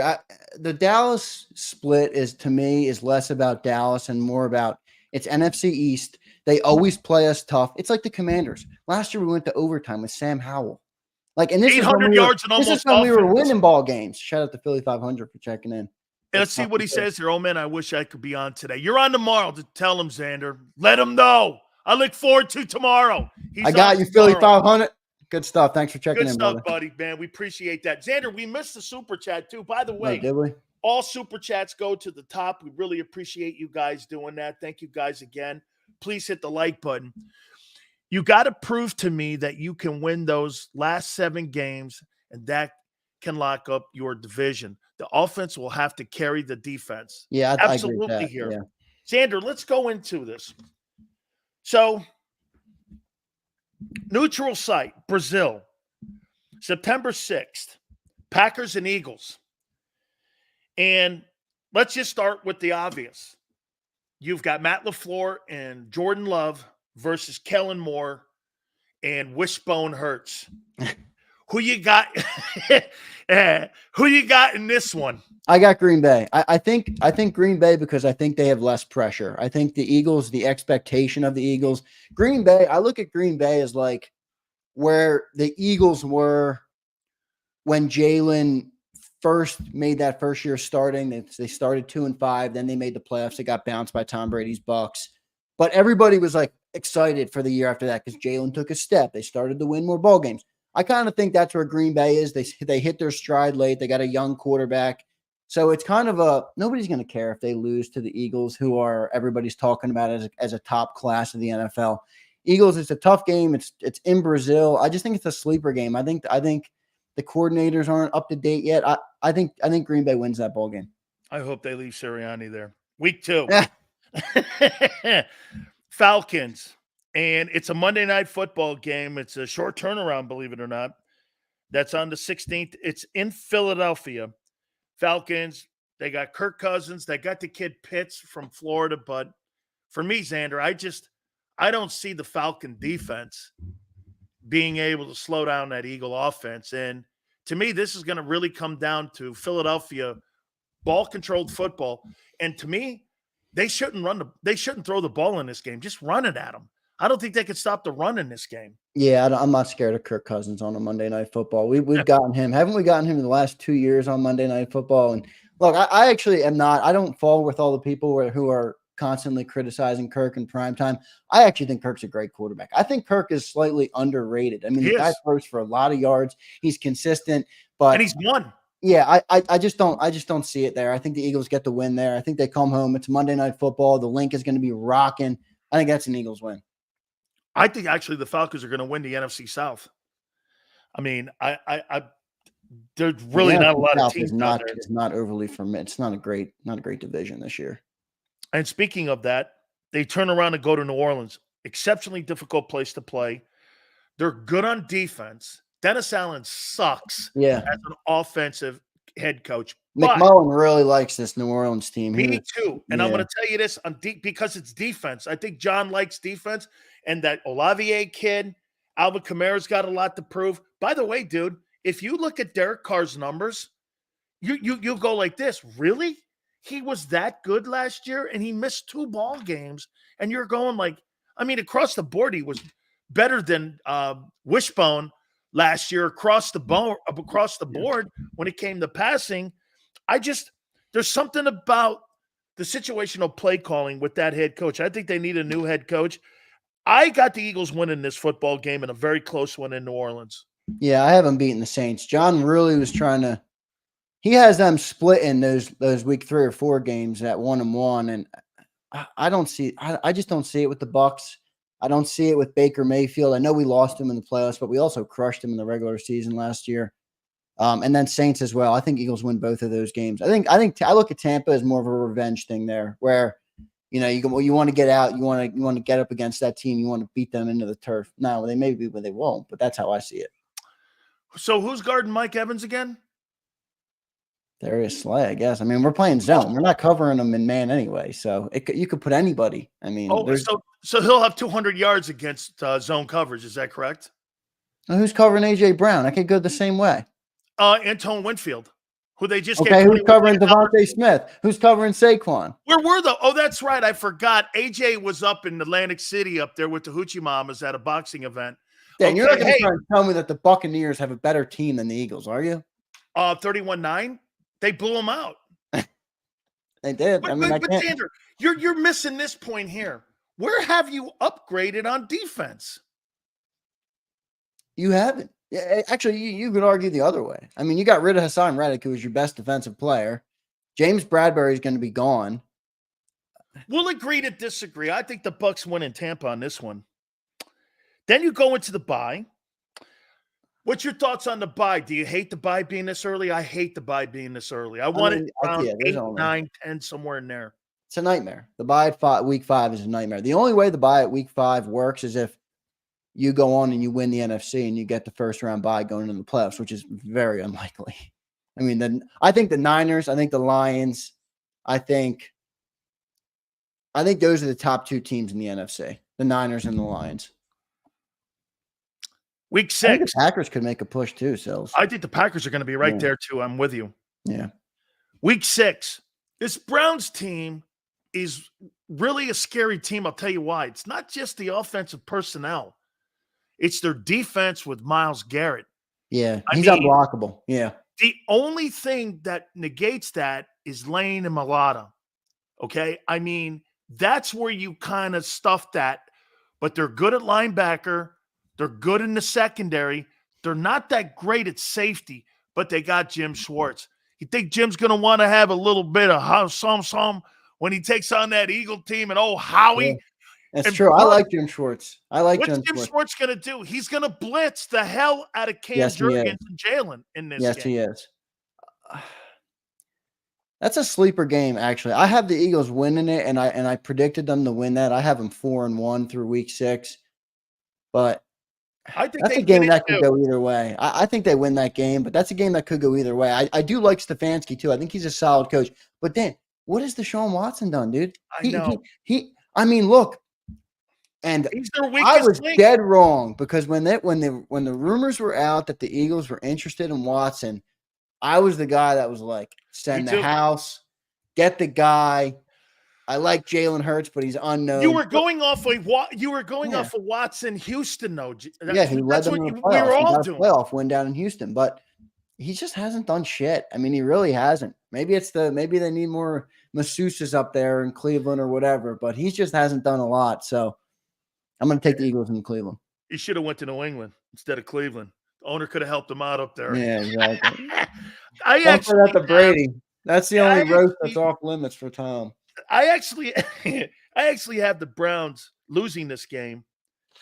It's in Philadelphia, and a close one because if Watson, who was hurt a lot last year, plays like anything he did in Houston, they win that game. I want to see it though. I haven't seen it.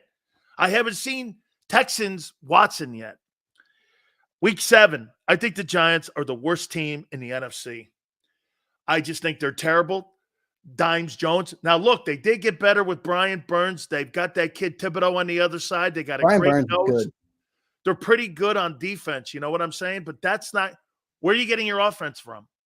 I mean, Dimes Jones? Who's running the ball? Yeah, I don't like anything the Giants have done. Actually, I was a big Dable fan when he was originally hired there.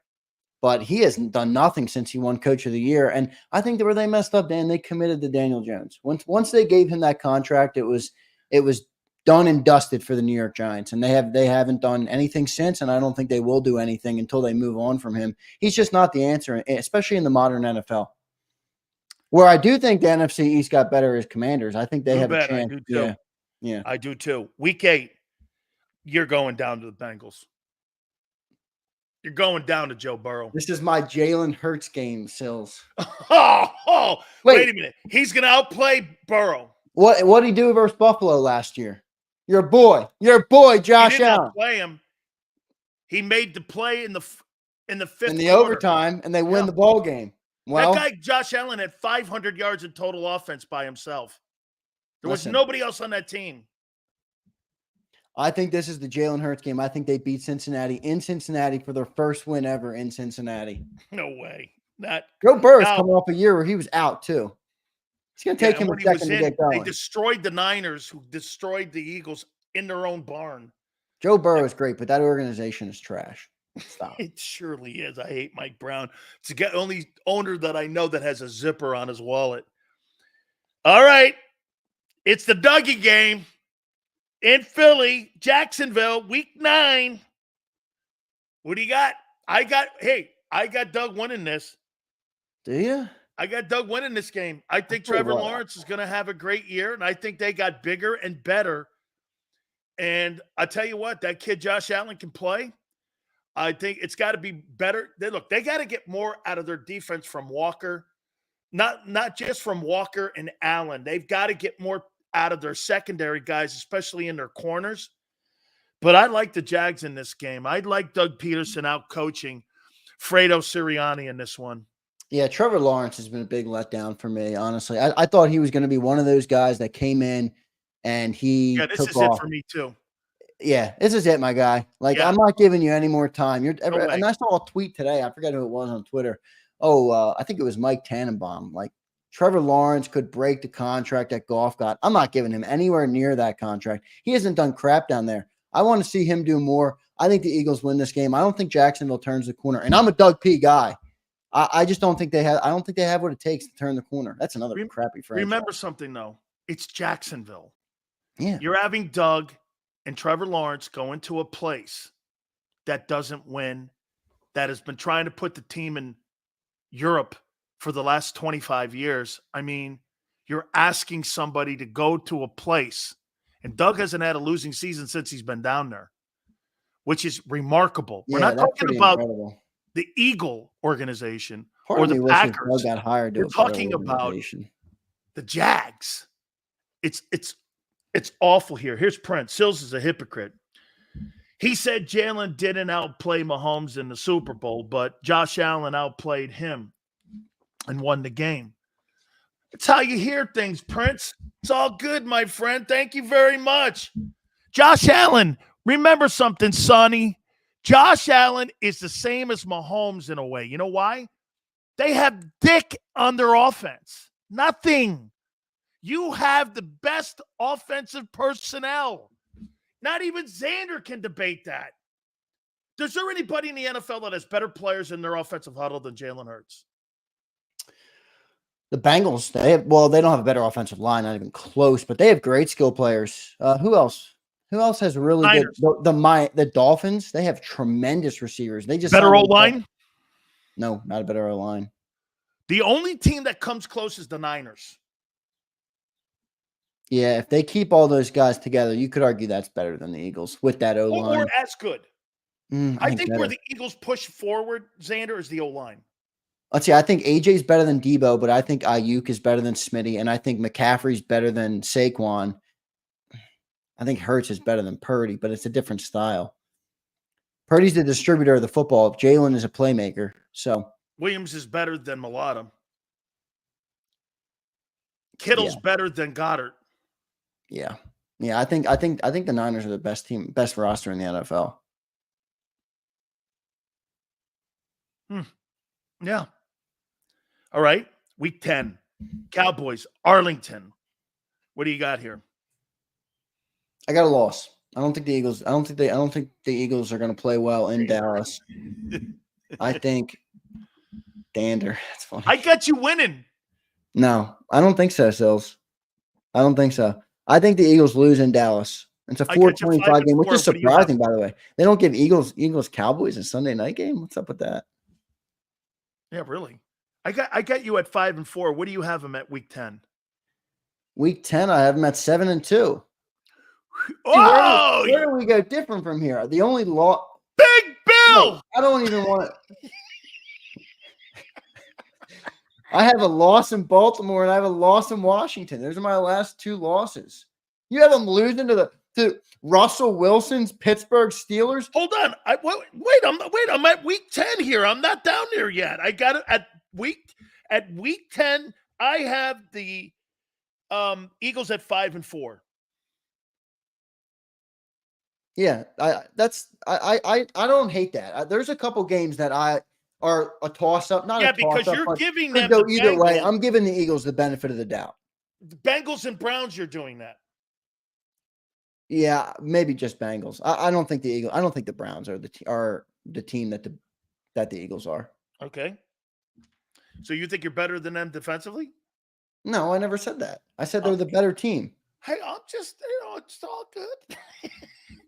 Week 11. If only the NFL cared about defense as much as Big Sills does. Hey, man, I'll tell you what. That's a really great comment, too. I'm not, the way I'm looking at it now around the league, Xander, I'm not sure that's that big a priority anymore, having it. Rick, because you're dropping, you're taking out the hip drop tackle. I don't know how you're going to get people on the ground. We're closer to flag football than we are to the NFL of the 80s and 90s. Week 11, Commandos in Philly. Thursday night football, Amazon. That's a win. Come on, the Commanders aren't ready yet. I think they're ascending. I really like the quarterback they picked. I think that kid has a Jay chance Daniels. to be really good. Remember, you had Herm Edwards on this show who raved about him. Called I him think he's a good Randall fit. Cunningham. Yeah, how quick is it going to take for him to get it? As good as I think he is, I think there's an acclimation period, and I don't think he turns the corner yet. So I have the Eagles winning that game. I actually have the Eagles winning that game. You're now 6-4 on my record. Week 12. You're actually an underdog with the opening lines against the Rams. In Los Angeles, I have you going down to the LA Rams and Sean McVay and Matthew Stafford with Puka Nacua and also Cooper Kupp in that game. I have the Eagles winning, but I will say it's more of a toss up there because I think Sean McVay is a great coach. If we lose that game, it's a product of coaching. And Matt Stafford, they have Matt Stafford. I love Stafford. When you have a guy like that, you're never out of any game. He's a very competent quarterback, and Puka Nacua has turned out to be really good. Cooper Kupp, I think that could be a loss, but I have the Eagles winning it. Sunday Night Football, come on, Eagles are going to take over SoFi. That's like one of the funnest road trips for all the Eagles fans. They're already booking tickets. I saw one of our commenters. She booked it's her honeymoon. She's going out to LA. The Eagles are going to take that place over. SoFi Stadium is a shithole when it comes to the Rams or the Charger fan base. It's a beautiful place. It's sick. But, yeah, they have no fans in that building. No, they don't. Week 13, you're going down to Lamar. Yeah, I got a loss there. 6-6, according to Big Sills. It's in Baltimore, too. Okay, wait. Let's pause the season. If they're 6-6, Dan, are we even going to finish with Nick Sirianni? The fan base is going to be going to explode if we're 6-6. I want to show you something here to this point, though. Oh no, they're going to, dude. You and John McMullen have the same predictions. What's that? He was 6-6 through 12 too. Here. Let me show you something here, though. Here's your stretch. Browns, Giants, Bengals, Jags, Cowboys, Commanders, Rams, Baltimore. From week 6 to week 13, you have 3 home games in that stretch. Out of those, let me see, 1, 2, 3, 4, 5, 6, 7, 8 games. Okay, you have 3. Yeah, you're home with Jacksonville. You're home with the Browns. And you've got a Commander game at home. The rest of them are on the road. You're in Jersey, Cincinnati, Arlington, Los Angeles, and Baltimore. Not that Baltimore's that high, but you're still on the road. I think that's a pretty good stretch of ball games there. And here's my issue with the Eagles defense. You're not deep. You can't afford any injuries in your 34. We're a lot deeper than we were last year, my friend. Okay. Listen, we're not proven talent, but there's a lot of corners on this roster. Okay, if Milton Williams goes down, who are you putting in there? Brandon Graham? What if Jalen Carter goes down? Not deep enough. Defensive tackle. I guess Marlon Tuipulotu. I don't know. Look how far you fall off the ledge there with that. Like, who are you going with at linebackers if you lose? Dude, Dean's going down. I know. You're right. I don't like Dean. I'm not a Dean. Hey, dude, guy. I hope they re-sign Zach Cunningham, actually. Yeah, I think they probably will, actually. That's probably a guy that they will bring back. They just do not care about linebacker skills. They really don't, dude. They couldn't care less. They've proven it over and over again. Maybe they're right. I don't know. I don't think so. You look at all the teams that have been going to the Super Bowl, all the teams, they have great linebackers. Dude, you remember the Super Bowl last year? That game completely changed when Greenlaw went down. It was a whole new ball game after the halftime when he got hurt running off the sideline, ruptured his Achilles. So, it was the big John Maloikes. It was a big Don Maloikes. Big Don was there on the sidelines. He dropped the Maloik on the guy. It was a big Don Maloik. It's over with there. So McMullen really had them 6-6 here at Baltimore. Yeah, he had them 6-6 through. Now he had some different losses. He had a Saints loss, and he had the Bengals loss. I think he had a Jacksonville win, a Dallas loss. So he did a little bit different, but he was 6-6, and I told him the same thing. I'm like, look, if they're 6-6, the rest might not even matter because they might blow the thing up. Jeffrey Lurie's not going to be happy. Panthers in week 14. It's in Philadelphia. By the way, before you go on, what do you make of Bryce Young? You think he bounces back? Nah, I don't see it, dude. Too small. And I loved him. I loved him in college. I just don't see it. I don't know. Look, I could be wrong. There's a lot of smaller quarterbacks now in the NFL. I just don't see it with him yet. I hope he does. He's also in Carolina, where they're not going to give him a great chance. Maybe if he had a cast like this, he could succeed, but he's not, and he doesn't. So You know what he reminds me of? He reminds me of Charlie Ward. When Ward was at Florida State, he was really a great player, won a national title, lost only one game. Okay, I got you winning that game. I got you losing to the Steelers in Philly. You had Charlie Ward on the show, didn't you? Yes. Yeah, I remember that. I got you losing to the Steelers. Here's why. They're better. They're spectacular on defense. They can run the ball. They're superior coaches than your guys. I've never seen mediocrity celebrated more. You think Vic Fangio's a better coordinator than Mike Tomlin? I never said that. I just said Mike Tomlin. Look, he's a great coach. I've never seen mediocrity celebrated more. I've had how many years above 500? I don't care about being above 500. You say that about the Eagles all the time. We were above 500 last year. Was that a successful season? That wasn't successful. I don't care about being above 500. Do me a favor. Pull up one day Mike Tomlin's last wins, like his Wikipedia. Pull up his Wikipedia and look at his one loss since the Super Bowl win in the postseason. And you tell me if that guy's still a Hall of Fame coach in your opinion. How many wins does he have since the Super Bowl versus losses? And you'll go like this. What year did he win the Super Bowl? Was it 2008? Oh, it was early. It was 2008. It was 2008. Like the third year was still Tomlin's guys, really, or Cowher's guys. Yeah, it was 2008. That's when it was. I'm looking at it right now. And then they won the AFC in 10, too, and ever since then they've been. I think they're 8-10 in the postseason since that Super Bowl. In the postseason, 8-10. Yeah, I don't care for that stat. Look at how the standard has dropped in Pittsburgh a little bit. You used to go. Dan, I'm calling you out. You too. You're the one who's always glazing Mike Tomlin. I'm like, dude, the guy hasn't done anything. Got a ring. Hey, dude, you got to kiss the Pope's ring when you got a Pope's ring. I get it. Look, he's got a ring. I like him as a coach. I just will say I don't care about his above 500 record. Now, are they always a competent team? Yes. So will they be better than the Panthers? Obviously, I think they'll be a good matchup for us, but I think the Eagles win that game. You hear what he said, folks? Are they always a competent team? Are your Eagles always competent? No. I mean, we won 4 games how many years ago? 4 or 5 years ago. Or what happened last year? That was incompetence, correct? Oh, yeah. They still won 11 games. Imagine that. Well, that's my point about Tomlin. Last year was a crapshoot, and everybody's like, "Oh, Mason Rudolph." Hey, can you imagine Fredo Sirianni with Mason Rudolph? Holy cow, he would have been screaming in the stands at Lincoln Financial. That guy down in Tampa is my favorite Eagle fan. Hey, Nick, you're done. Week 17, the Dallas Cowboys. This is a must-win game. I'm saying it. This is a must-win game. If the Eagles lose at home to the Cowboys, Week 17, right before the playoffs, they could be 15-0. The fans are going to be pissed. That's a momentum killer. They need to win that game. I think they're going to win that game, though.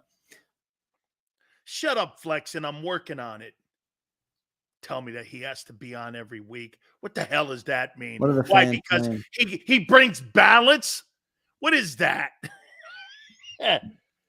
Okay, I got you winning that too. You're 8-8 in Big Sill's book, and I got you crushing the Giants at the end. I got you 9-8. Let me hear what you got him, Junior. I got him 13-4. I think it could be 12. That's a 13-4 defense. I never said it was a 13-4 defense. I said it's a 13-4 team. Defense isn't the only side of the ball, Junior. You just got done telling me they're the greatest offense in the league. No. I said, do you think they have the best offense? Okay, well, top 5. They're certainly top 5. What'd that get you last year? Top 8. The team collapsed. All of my predictions are factoring in that I think they're going to avoid a collapse where you lose to teams like the Giants and the Cardinals. If they do that, this conversation's mute anyway. They're going to suck. Let's effing go, Xander. All right. Got some questions for you now. All right, let's hear it. The offseason for the Philadelphia Eagles has been what? A success. I think a success. You come into the offseason, your defense sucked. I think there was also an emphasis on getting younger. You got that with especially on the back end. Now we don't know obviously how these players are going to pan out, but that's all you can do, right? I mean, you have to draft players. You're never going to know if they're going to be proven commodities. I would have liked to seen them go and target Patrick Surtain to shore it up, but they couldn't. Obviously, that never played out. I like it. I think they did good. I don't think they did enough on defense. I think I would have liked to seen Howie address linebacker or something more on defense, maybe even more line depth than go get Saquon. I wasn't huge on the Saquon signing just because I don't think that's what Jalen Hurts excels at. Like, we paid the quarterback. Well, let's build around him. He doesn't throw to backs, Dan. He doesn't like throwing to backs. He's a +1 guy. He likes to run the ball. He doesn't like to. You mean he can't? Can he not? I mean, hey, Wishbone can't. It's a 5-yard throw to the side. I mean, come on, dump the ball off. Brady made a living off dumping the ball off. I get it. By the way, please hit the like button. Where are we at? Trying to get to 250 minimum likes. 270 I'd like to get to today. I think we're behind the 8 ball a little bit here today. So let's up that bad puppy here. All right. Oh, we are. Nobody wants to like the show. Why? I'm Xander's surprised. On. All right. Nick Sirianni, in your opinion, is what? A placeholder. Now, at this point, he's neutered. See, here's the thing. I think that the problem with Nick is they might keep him around because that's what they like. They like the front office, the owner, the GM. They like a guy like that. They like a guy that doesn't win games and say, no, I'm not letting you pick my coordinators. I'm picking my coordinators. Nick's not that guy. Nick is not a confrontational guy, and they like that. So if the coordinators succeed this year, I don't think Vic Fangio if he succeeds, he's going to be here because he's obviously not trying to be a head coach anymore, obviously. I mean, he was at one point, but he's not anymore. He's older. So I think he would stay here if he's successful. Do you believe if Kellen succeeds? That's tough because if Kellen succeeds, that means the team succeeds. And if the team succeeds, they're not going to move on from Nick for Kellen. Yeah, they are. Are you going to move on from another court? By the way, that means Jalen's out if they're 9-8. Absolutely, he's 100%. Out. I think it's trouble if we start like Sills and McMullen said at 6-6. I think there's trouble in Philly. But wait a minute, Xander. So you're going to go down this route again. If Kellen Moore turns this guy into a 4,000-yard passer, they win 12 games, 13 games. He's going to get a head coaching opportunity. You're going to go back on the conveyor belt again of trying to find another coordinator to replace him again. That would be his 5th coordinator in 4 years starting. I know. Are you really going to go? Hey, how about this? If you had to do that all over again, would you have fired, even after the Super Bowl, would you have fired Nick and hired Shane? See, I think it's weird because I don't think the Eagles want what we want. I'm with you where it's like, if the league is an offensive league and your offense is going to succeed and then get hired away no matter what happens, then just make him the play caller, make him the man so he can't go away. Andy Reid, Kyle Shanahan. But I think they like this CEO coach. McMullen. I tried to push with John on Birds 365 about this, and he was like, that's when you're a good team. Losing coaches is part of the gig. And I'm like, well, what if you can avoid it? You know? You know how you avoid it? You avoided having a play calling head coach. Yeah, I just think that they don't want that. And I don't know, because there is downsides, right? Like, look at Andy Reid's career. It took him a long time, and he even still to this day makes mistakes of game management, controlling the clock. And when you get to the deep in the playoffs, that stuff matters. What the league is right now, Xander, all the successful teams pretty much have play calling head coaches to have a fail safe so you don't have so much turnover in coordinator. Mm-hmm. I mean, look at Sean McVay. I think Sean McVay is the second best head coach in the league. Yeah, I think he's right there. He could even be. He's right there with Andy. Yeah, he's good, okay. Man. By the way, Sills, did you see that video they put out of him where he's recalling all the things from the last? He is tremendous, man. He did that you know where he got that from? He used to be a ball boy in Tampa for John Gruden.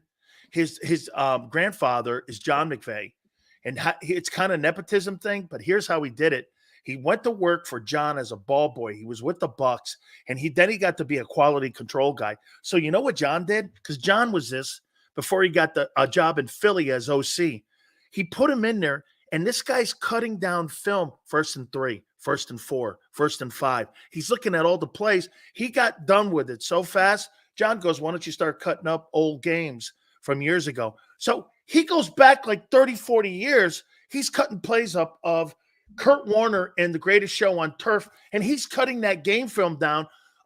And you know who does that too? Andy does that. Andy will take a 1964 play. Andy will pull a play out of a random thing. Yeah, that's true. I love when Andy does that. He burnt us with that, by the way, on in the Super Bowl, back to back drives. How about that crazy play he had at the end of the ball game here? What do you make of the new coordinators that they've hired? Vic Fangio and Kellen Moore. Who are you more comfortable with?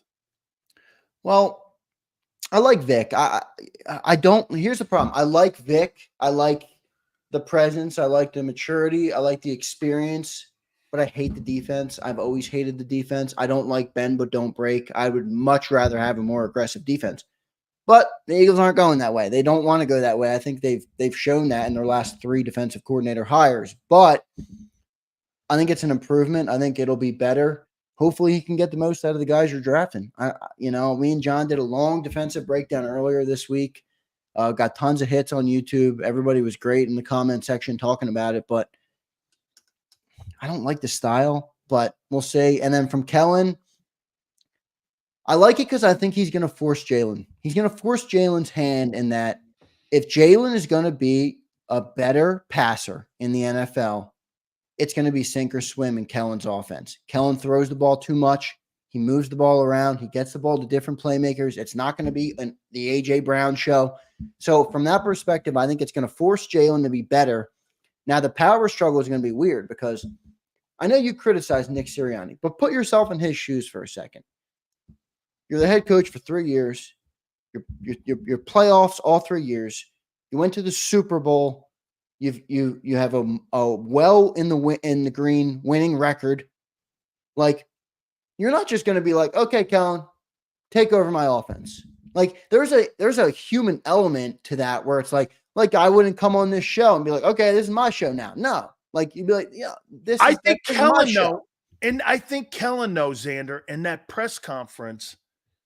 If you heard that subtle comment when he was asked, maybe it was John that even asked it, where he goes, how are you going to take a little bit of what they've done from a year ago in the John past? Asked about the motion. And what I heard that question. Yeah. You know what he said? He goes, well, we're not just going to abandon the language and the things that Nick has put in here.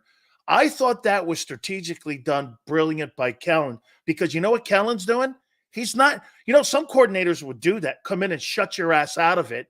Like, Vic's not going to listen to a lot of people because he didn't do it in Miami. And that was the rub that he had with Mike down there, was that that's not who that guy is. Kellen kind of knows, the game. How you doing? The game. Hey, they want him. He knows the game. Yeah. That's why he's more apt to become a head football coach, because he knows he's got to give a little to get a lot. Yeah, but is the game a losing game? Like, if he's a competent offensive coordinator, if he's as good as we're hoping he is, give him autonomy of the offense. Like, if he's great, he'll naturally work in what worked here in the past. Nick is a great coach, he'll let him coach. Yeah, but Nick is gonna, and you almost have to. It's obvious why he's gonna do it. He's gonna be protective. He knows that if this doesn't work, he's gone. Oh yeah. So he's not just gonna be like, okay, take it over. And then if he does that, what the heck is Nick doing? Even if it does work, he may be still thinking. See, this is where I think you're wrong. I don't think Jeffrey Lurie would make it this. If the Eagles, let's just say they go 12-5. And the offense looks great. Jalen Hurts has a good year. He's back in the MVP conversation or somewhere up there. You're going to let him walk out the door? I'm with you. I wouldn't, but I think the Eagles would. I really do. Yeah, because of the way they look at coaches and their history of looking at. Yeah, but can't you see Kellen Moore being a lapdog for him too? He would too. I think that's He was why a lapdog for Nick at the press conference. I think that's why the guy in D.C. didn't get the offensive coordinator job, Cliff Kingsbury, and they gave it to Kellen. I think Kellen they had a deal on the table. That's a perfect example because, by the way, Cliff Kingsbury, he fits Jalen Hurts better than Kellen Moore does. No question. No, but here's where I think Kellen helps Jalen a lot. And it's subtle. It's in movement. There's a lot of movement in Kellen Moore's offense, which means motion. You know, get this, if I'm a coordinator, Xander, and I've got Jalen Hurts across from me, and I'm looking at Jalen Hurts 2022, I'm not getting deep in my drop doing this. Man, 3rd and 11, this guy is a bitch to get on the ground. But when you took that element away, you took the element of surprise away, I knew exactly what he was going to do. He's throwing to the numbers. He's throwing to one of the two receivers. There were only 36 catches out of the 3-hole. There's no backs catching anything. I thought they never utilized DeAndre Swift enough in the passing game last year, enough to be able to take, if you're going to take the RPO out, you took the element of surprise. But when you put motion back in, now I have to do this. Shit, okay. Because now I got to slide my defense, and that's going to help the kid. My question will be, will Jalen be able to use that motion movement? Will he be able to understand it in the pocket on how it moves the safety and the strong safety and over the top cover too? So to me, that's going to come down to that. So, well, this is my concern about specifically what you just said, because everybody was criticizing Brian Johnson and Nick Sirianni for exactly what you just talked about. There was no motion. Well, if you go back to Shane Steichen, they were bottom 10 or bottom 8 in motion as well under him.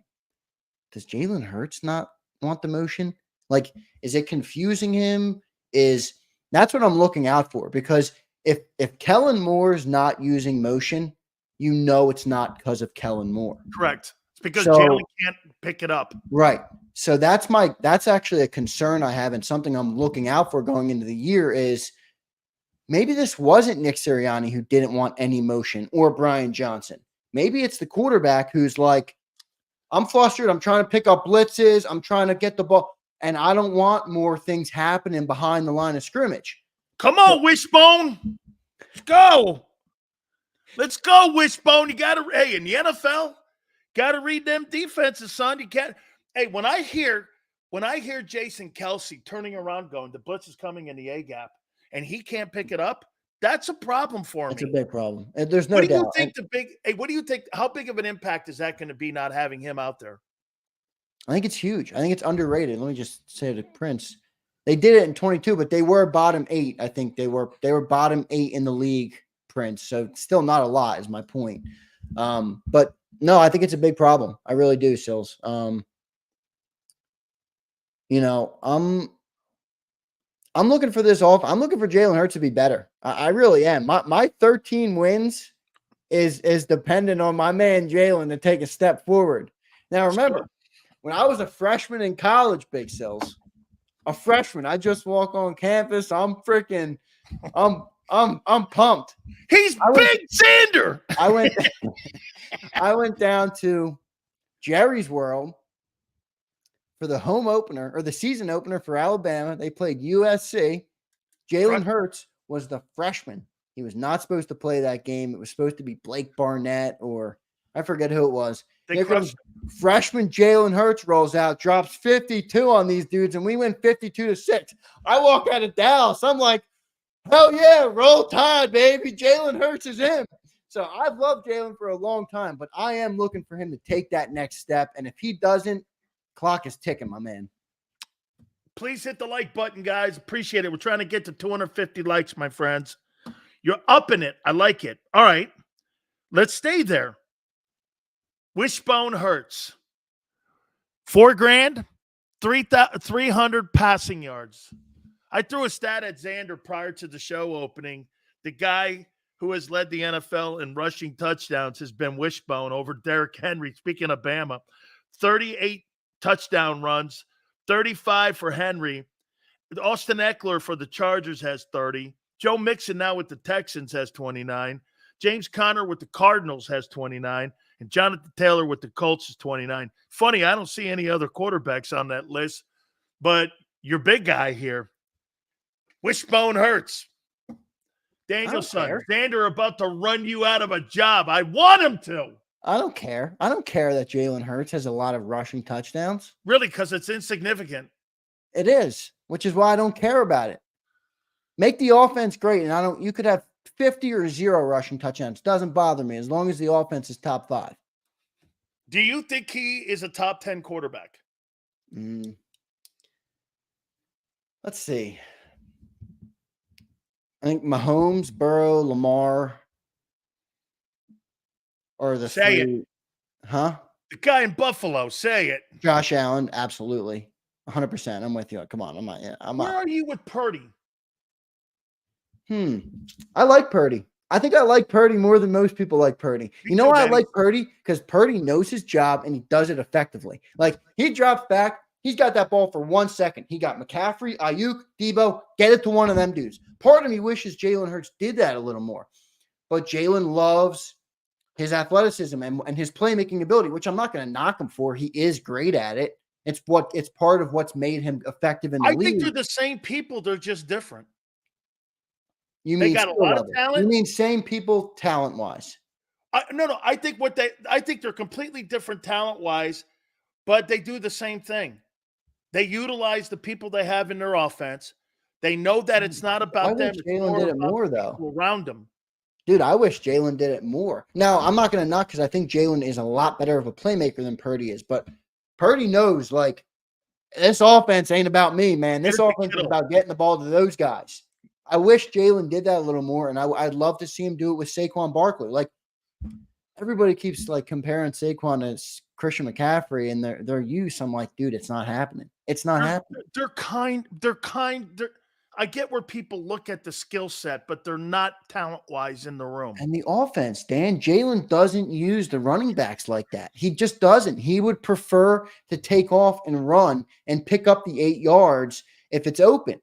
And part of that is what's made him good, but part of me wonders how long it's going to last and how much better they could be if, he took what was given to him a little bit every once in a while. I'm not asking you to be Tom Brady, the dump-off king, but I am asking you to maybe slow it down, get to the next play, get the ball, take what the defense is giving you, and, get to the next down, get to the next possession, get to the sticks, get another first down.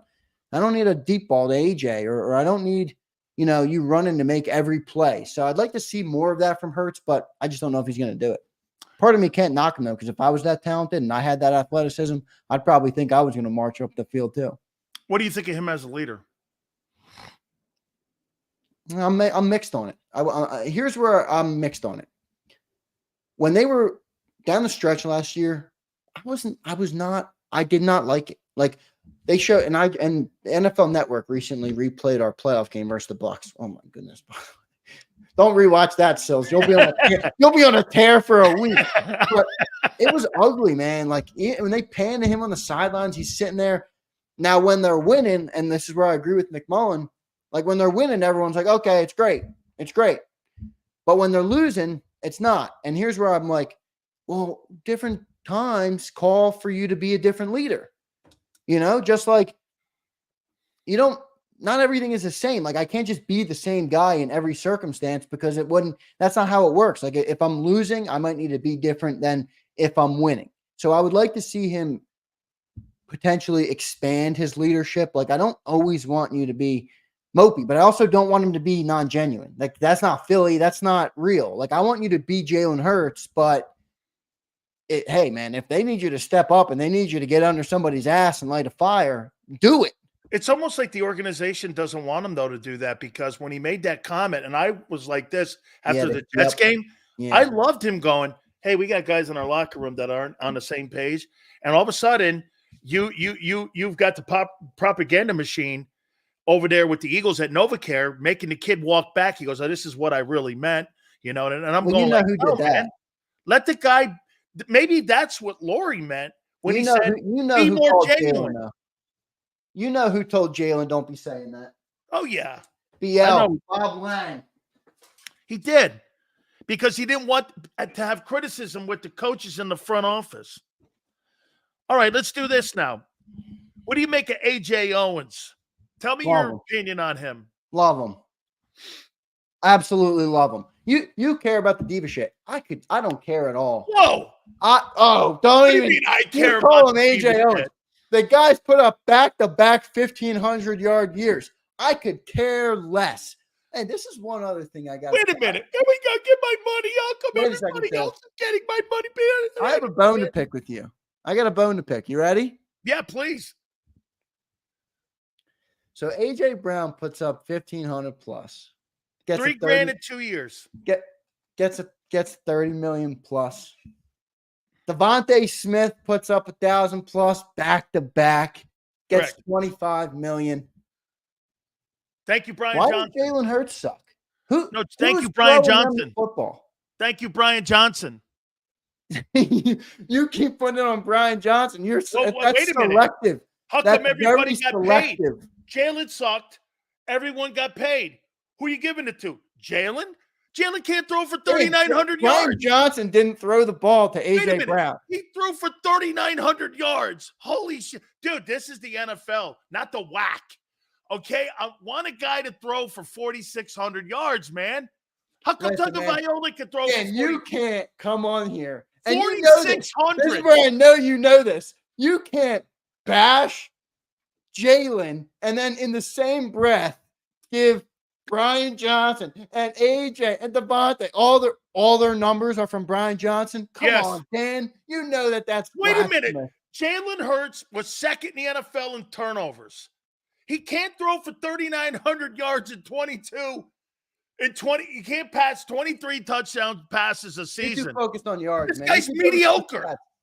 Holy, too focused on listen, the stats. there's a better chance that Wishbone can lead the NFL in rushing touchdowns than passing touchdowns. Well, here's where I agree. I don't really care what Jalen does in the rushing game other than it affects defenses. But whether Jalen throws for 3,850 or 4,100, I could give a crap. You know what it comes down to? All kidding aside, he can throw for 22 touchdowns like he did in 22. Just have 5 turnovers. You have 5 turnovers, you're in the NFC title game. This is more about the turnovers being down. Hey, all kidding aside, this is more about the turnovers being down than the touchdown numbers being up. Well, see, and that's what you're saying now is part of the reason I have them win in 13 games. I know it is a little 13. homerish. Okay, it's a little homerish. I'm an Eagle fan. It's a little homerish, but no, they really? collapsed at the end of the year.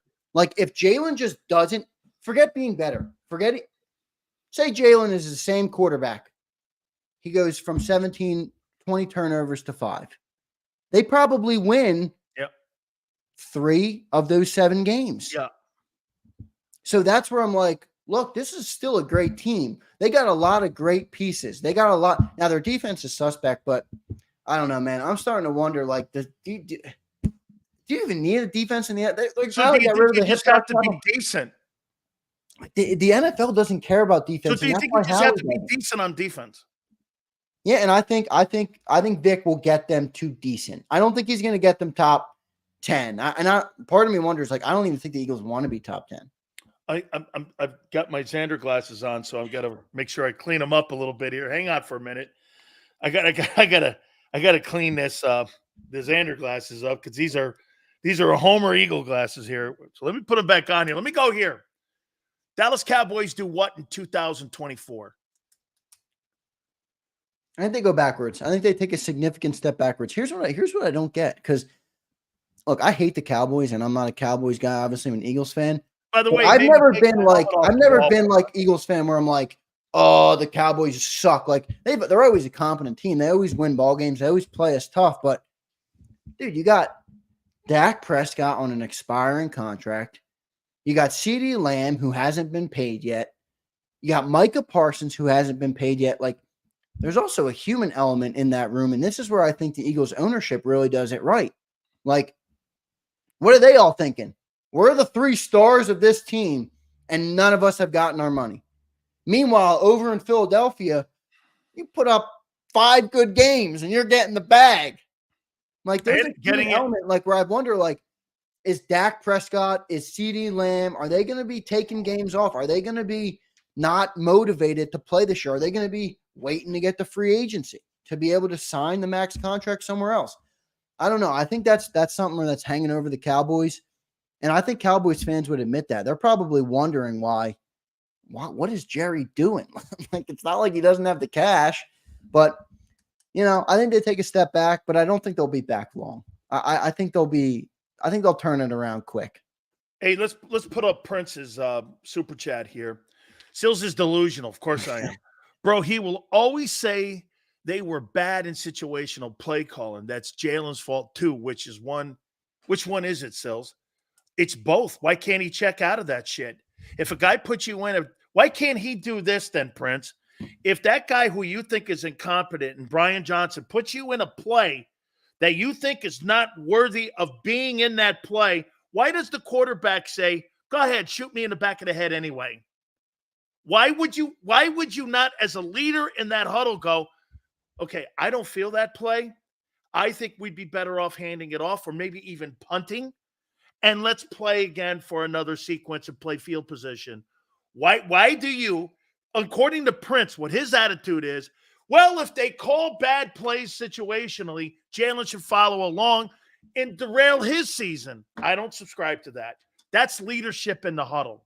I agree. This is where I agree with you, where, look, I'm not ready to say that Jalen is not the answer 100%, but he has to be better. Like, and I think fans who don't say that are, come on, man, you're lying to yourself. Like, if Jalen Hurts is better, you know what that means? That means we're going to be a significant contender for the Super Bowl.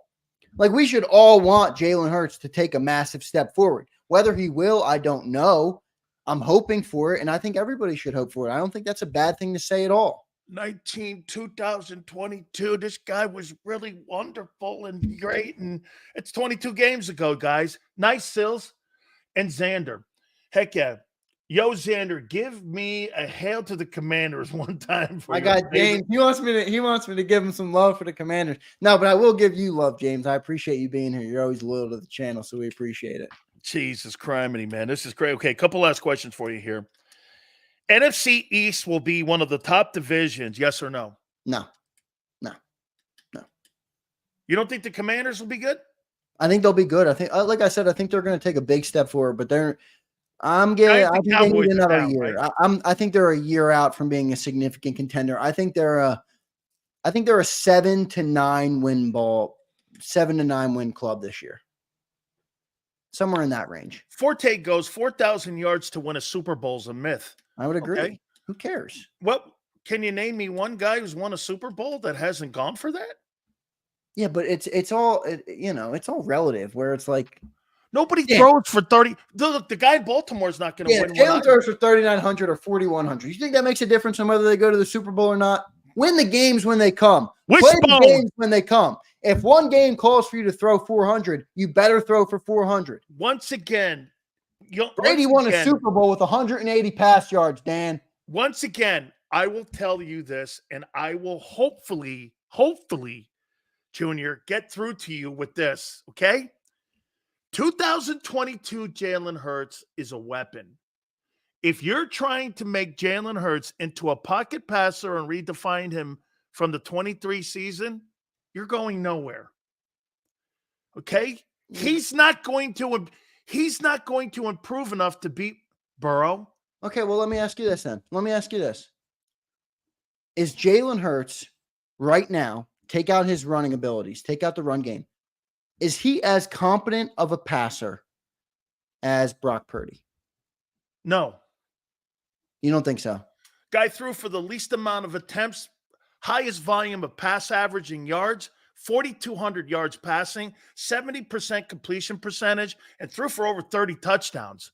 He had the same personnel and put up better and bigger numbers from the pocket. That's because he used them. So, like, I want Jalen to use them. You just asked me who I thought was better and more competent. That's more competent because he knows how to use his tools around him. And something else plays a factor, Xander. Kyle knows what he's doing. Kyle, boy, that guy can scheme up a play, can he? Yeah, well, he needs 4 more quarters to finish it off, though, man. You can't keep dropping that game. You know what I mean? I know. Well, I don't I don't need Jalen Hurts to be Josh Allen and with his ability to throw the football. I want him to channel some of Brock Purdy. I don't need I know he can throw the ball. I know he can get the ball to his receivers. They're running up yards. But use them when you need to use them at the right times. Don't be afraid to drop back and get rid of the ball immediately. Don't always try and find the play. Now you got Saquon Barkley in the back, man. Dan, I don't know how they're going to use him. I'm do this. I'm optimistic on Barkley, but I'm nervous from the perspective of Jalen is not going to use him properly. Or Kellen. And here. I don't think it will be Kellen. Come on. Watch this. Kellen would love to use Saquon Barkley. Here's the last point here. Okay. It's a great point, actually, that you just made. So, is A.J. Owens all of a sudden in a ball game where they're giving the ball 12 times in the passing game to your boy Barkley, and all of a sudden he gets 7 more catches, and this guy, and there you have over there, you have this guy's whining if he's making 25 or 30. He don't care. It's all about his numbers because he don't give a shit about winning. He cares about his numbers. And then you got A.J. Owens out there going, I'm the number 1 guy. You saw it last year. I'm crying on the sidelines to the kid. How long before that dynamic? And will they do what Keith Byers said on this program? Will they play – Xander, for them to win a Super Bowl, they got to play championship football. You know what that means? Sharing the wealth.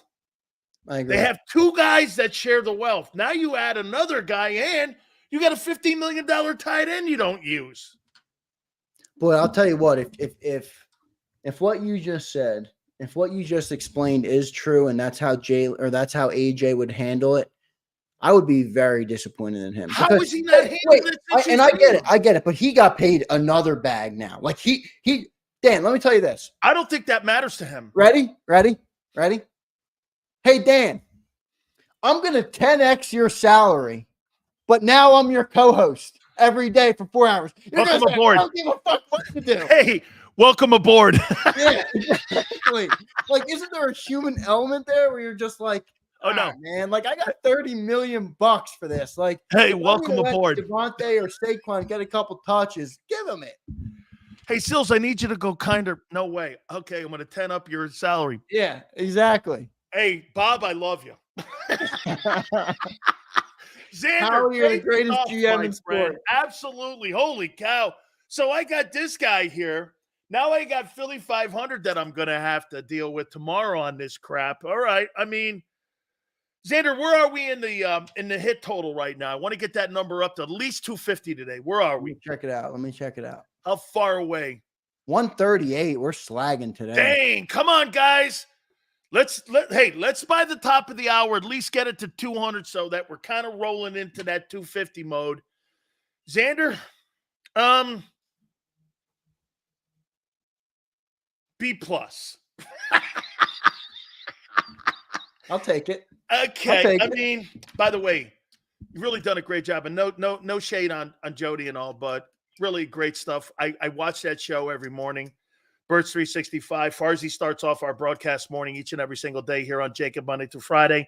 And then these guys go 2 hours and do a great job. John McMullen, by the way, I didn't tell you guys this publicly. You know, my daughter was graduating, and I'm like, I couldn't help the guys out, but Xander and John destroyed it over that draft weekend. Appreciate it. And it was some of the best coverage, and I got a lot of my stuff from what those guys were covering, and I thought you guys really did a great job. Great stuff on that. So go back to our channel. You can rewatch a lot of that stuff, and some of the stuff turned out to be true and turned out to be good, except for that kid from Houston Christian. I don't know. Okay. I mean, we'll see. That's a Howie pick. I love the kid Keegan. Yeah, but he's going to have to learn to play right, Dan. I'll ask you, real quick before I get out of here. Because you played defensive line, you played football at a very high level, which most people in this chat, they somehow forget that you were a tremendous football player next to an all-time Eagle great in Jerome Brown. But he played left guard his entire college career. He's never taken a snap on the right side. When I think about that, I'm like, okay, when I was young, I used to play basketball. My dad used to say, hey, go outside, take the ball with your left hand and shoot it like this. 1,000 times a day until you're competent with the left hand. It takes time, right? Like, well, watch this. that's When really you tough come to out of your switch. stance, watch when you come out of your stance. From that side, you're over Right. here. The other Exactly. side, you got to use different feet. But where it'll help is Stoutland. Okay. Yeah, Stoutland will help. I just think it'll take some time, but I do like him. I like him a lot, Dan. He's got that. He's drinking beers at the parade. He's got a little Kelsey attitude in him, doesn't he? Yeah, he does. He does a lot. All right, folks, do me a favor. Hit the like button. Xander, great stuff. Keep it here on the National Football Show. If you missed any of today's show on the JAKIB Media channel, listen to the podcast on your way home. Available on YouTube, Apple, and Spotify.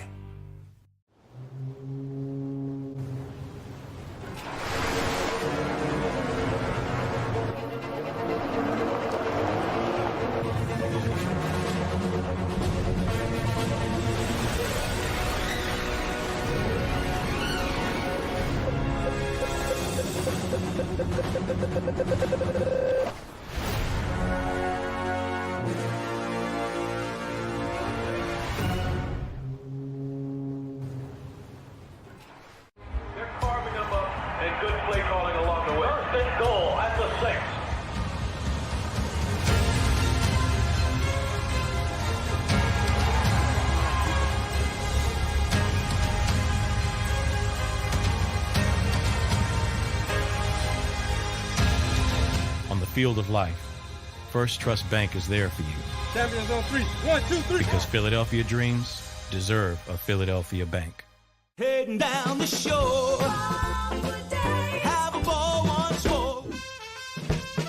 Here, imaginations run wild and time stands still. Because here, you can find the best of the Jersey Shore, all on one 5-mile island. So leave the old you behind and get lost in the woods. Wild, wild, wildwood day. Plan your stay in the Wildwoods today.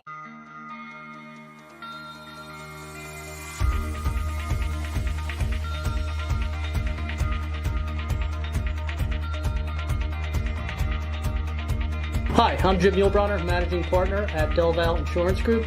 Give us a call. We're a local, knowledgeable agency, not an 800 number. Go Birds!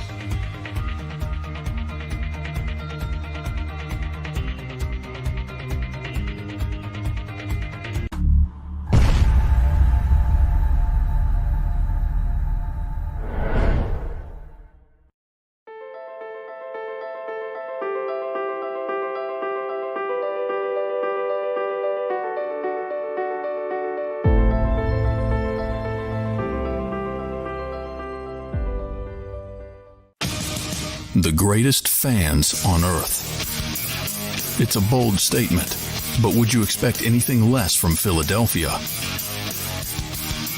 58 years of heartache creates a toughness, a grit, a resolve not found in most.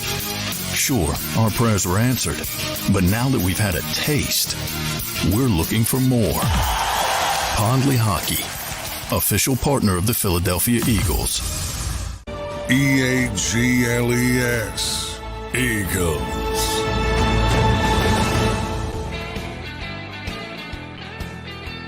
Big Sills! Hey, by the way, who's the kicker for the Kansas City Chiefs? Herman Buttcakes? What's his name? Woman should stay in the kitchen.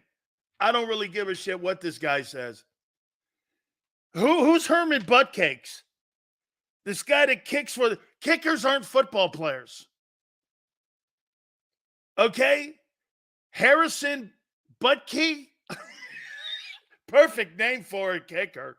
Harrison Buttcakes. Hey, dude, kickers aren't football players. I don't give a shit what he says, first and foremost. What did you think you were going to get with a guy who's a conservative speaking at a Christian college? Hey, man. Let's everybody go out to a gay bar. Did you actually think you were going to get a guy saying that? At a Christian college. A guy who's the speaker at a Christian college. Hey, let's go out and let's go all out with the village people. Put that music on. We're ready to roll. What are you, nuts? What did you expect him to say? Well, this is nothing what the NFL is all about. Yes, it is. You see, the NFL came out with a statement. We support everything here. We support LGBTQEDQ smoothies, whatever it is. I don't care, really. I have no caring on that. Okay, I really don't. You could be whatever you want to be in life. I have no caring. It has no effect in my life. And I don't waste my time thinking about it, really. Except for this. Anytime the National Football League puts a statement out, okay, it's a lie. You see the statement? That doesn't represent anything that Harrison Buttcakes put out there that represents anything that the league. So did you back Colin Kaepernick? Did you? Did you ever go after the guy who owned the Texans? McNair? No. What happened with some of those racist emails that were circulating? Pretty soon you're going to have to go to court and have to answer for. It wasn't just John Gruden. It was multiple coaches and executives that were using inappropriate language. You think the NFL? What happened to Kaepernick? They gave him $20 million to go away. And some dude named Harrison Buttcakes, who's a kicker, is Daniel Snyder, great one, CP, absolutely. SIP, perfect. You think the league, remember what they made Drew Brees do?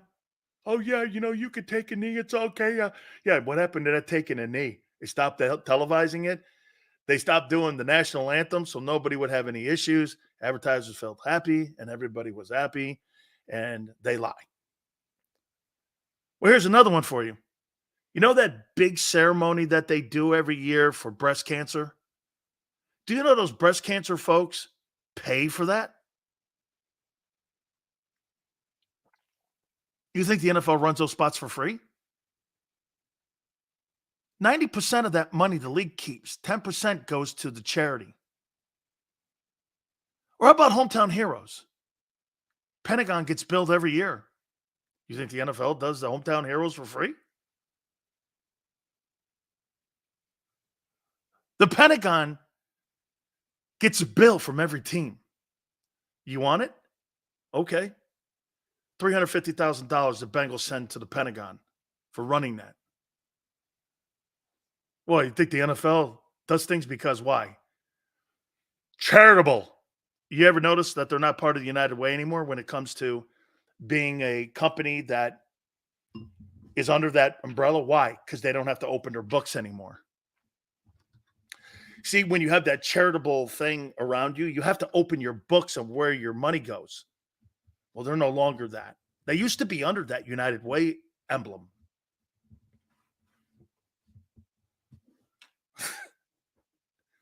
We support the gay community. Really? Okay. Yeah, I'll bet you do. Okay. Hey, isn't it funny?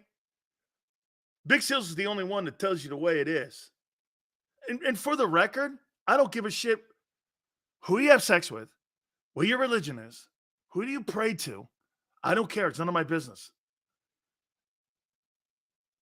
People here at JAKIB, I know the owner, both of them. They don't care either. More power to you. It's got nothing to do with me. It's got nothing to do with them. And it really has no effect on how I think of you. But here, I'll do something, one last thing on this, that Dave Chappelle says that I think is perfect. If you want to change yourself into being something, this goes down the line of anything. I want you to listen closely to me. If you want to change yourself to being anything you want and identify yourself with being a girl, a guy, gay, how far do I have to go to change myself so that you feel better about yourself? How far do I have to go when it has no effect on my life? I mean, aren't you infringing on my rights? I don't mind you being whatever you want to be. How far do I have to go to recognize what you want? I don't believe in that. I mean, have at it. Be all you want to be. It's all good. Trust me, it has no bearing on my life unless you make it a bearing on my life. That's my problem with today. Like, you want me to change. It's got nothing to do with me, what you want.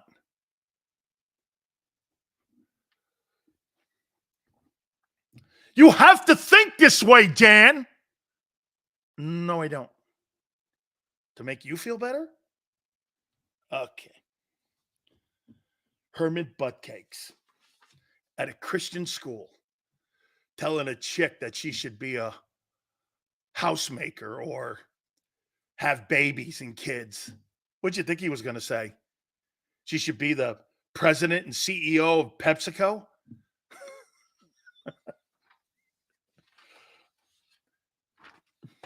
I'll tell you what. He works for the Chiefs. I wouldn't want Clark Hunt's daughter kicking his ass. She's smoking too, but she doesn't put up with that shit. That's going to be an interesting dynamic there, especially when old Taylor Swift comes rolling in. I actually thought I was Robin as a kid growing up. I actually think that's absolutely hilarious and awesome. Okay? I think that's absolutely awesome. All damn day. Don't get offended, sweetheart. Right? I'm with you on this one, Sills. I'm awake or you. You and me are in the same boat with that, right? I don't really give a shit.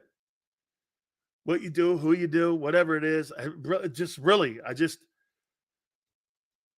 How far do you want me to go, though, to recognize you as being whatever you want me to recognize you as? I'm only going to go so far, guy. After that, I don't care. Jalen got to the Super Bowl with 3,700 passing yards. Whoa! Russell Wilson got there with 3,300. Yeah, 20 years ago. 20 years ago. Big Sills, no more sip. Call me Robin. Yeah. Dude, I'm going to call you Scottie Pippen. Hey, wait a minute. Sip, get this. Somebody asked me the other day, hey, Sills, why is Pippen so mad at being arguably the second greatest player on that Bulls thing? I went like this. Hey, Sip, think of this here for a second. And I think you'll get a better understanding of who I am, too. So wait a minute. I'm considered one of the greatest forwards of all time. I won 6 NBA championships, and I was considered the second greatest player next to Jordan on the Bulls. How do you feel about being Scottie Pippen if you were compared to him? Great. Great. So you want to compare me to Pippen? Okay. I'm all right with that. Right? I'm okay. I won 6 NBA championships, and Jordan never won them without me. Is that correct? Yes. Okay. Well, I'm kind of okay with that. Right? I'm kind of okay with that. Right? I'm kind of okay. All right. Where are we going now? You know what we're going to do before the top of the hour? By the way, Xander, do me a favor. Give me a hit total. We're going to look at the Dallas Cowboys. We're also going to look at their schedule. We're also going to look at my very early division leaders. We're going to look at the best coaches in the NFL and the best owners. We're going to do that all next here. See where we are. We are at 163. Come on, man. Let's try to get to 200 by the top of the hour. Please hit them likes. Need you here, man. Let's hit those likes. All right. I'm looking at the Dallas Cowboys here. Your division foe and the defending NFC East champions. Okay? Dallas versus Cleveland in Cleveland. That's Brady's first game, by the way. I think Cleveland wins that game. I think Cleveland wins this game. I can't wait to bring this up next week with Mark Holmes. If he's too not much of a chicken shit to come back on the show Wednesday. Bringing that up with Philly 500 tomorrow, too. He got a little scared yesterday. So if he's on Wednesday, I'm bringing this up. Week 2 in Arlington, Dallas versus New Orleans. I got them 0-2.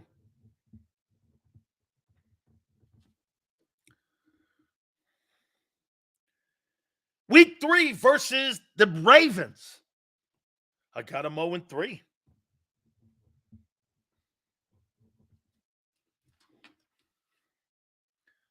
Mark Holmes. Only 3 appearances and he got scared. Even Xander will never get like that. Damn, dude. Hope he shows up. Look what you guys have done. You scared him off. The Giants. Week 4.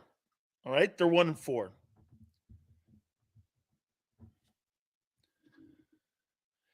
Week 5, Steelers. This is the Cowboys now. This is the Dallas Cowboys.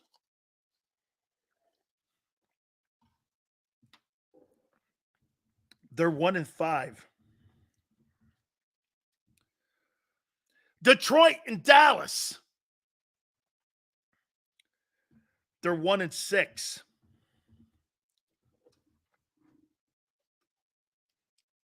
You get a bye. You come out of the bye, you're playing San Francisco. 1-7. I think you beat the Falcons. You're 2-7. Xander actually has you splitting with the Eagles. I actually think the Eagles sweep the Cowboys this year. So what we'll do is we'll take Xander's and we'll split it. Cowboys, and it's 3-7. The Texans. I think the Texans are best team in Texas. I think you're 3-8. The Commanders in D.C., I think they win this. They're 4-8. They got the Giants at 13. I think they're 5-8.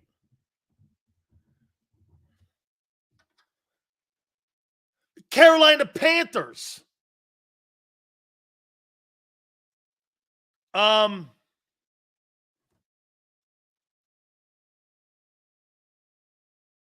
Actually, the Cincinnati Bengals. They're 5-9. The Panthers, they're 6-9. I think they lose to the Bucks. They're 6-10.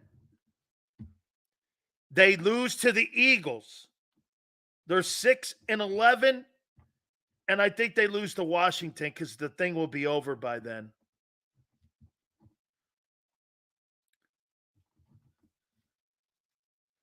I think the Dallas Cowboys finished the season 6-11. I think the Cowboys are 6-11 this year.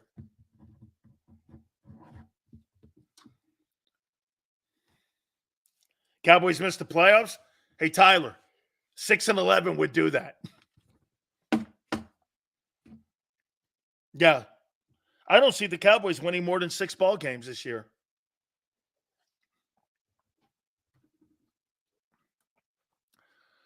So according to Sills, the Eagles will be 8-9, and the Cowgirls will also have a shitty record. Correct. Yes, Prince. The NFC East will suck.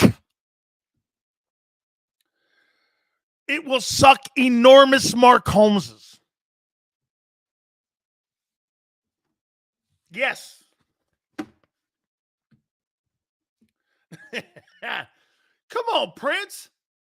Not every day's going to go the way you want to go there, Bubby. You know, sometimes we agree to disagree. You don't have to be so upset, honey. It's okay, Pointsy. Come on, Pointsy. You know we love you here. Make it make sense. Easy. The NFC East is not good.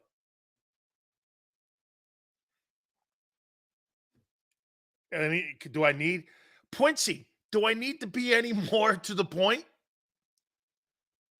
Hey, Prince, man, you know, come on, brother. The NFC least. Hey, by the way, know this. The NFC East, best division in the NFC. Really? Let's take a look at that. Let's take a look at Senor. Please hit the like button. Here we go. Let's start it off in the NFC because of Senor. We're going 10-1. Yeah, you went 10-1 last year. What happened? Sorry. I just took a Philadelphia 2023 Eagle. I didn't mean to do that. That's a 2023 Eagle. You were 10-1. What happened? Senor says that the NFC least is going to be the best division. Okay. Here's who I have winning the NFC East. I got the Eagles.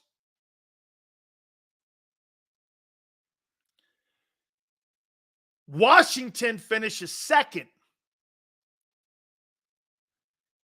Cowboys third. And the Gigantes are fourth. The NFC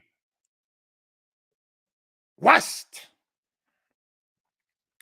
Niners, Rams. You ain't got any better teams than those two teams. Arizona's going to be good. Seattle's good. The West is better.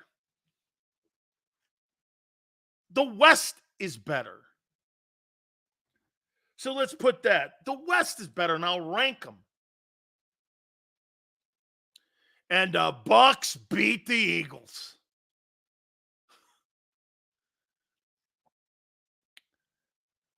The NFC North. Lions, Packers, Bears, Vikings. Better than the East, too.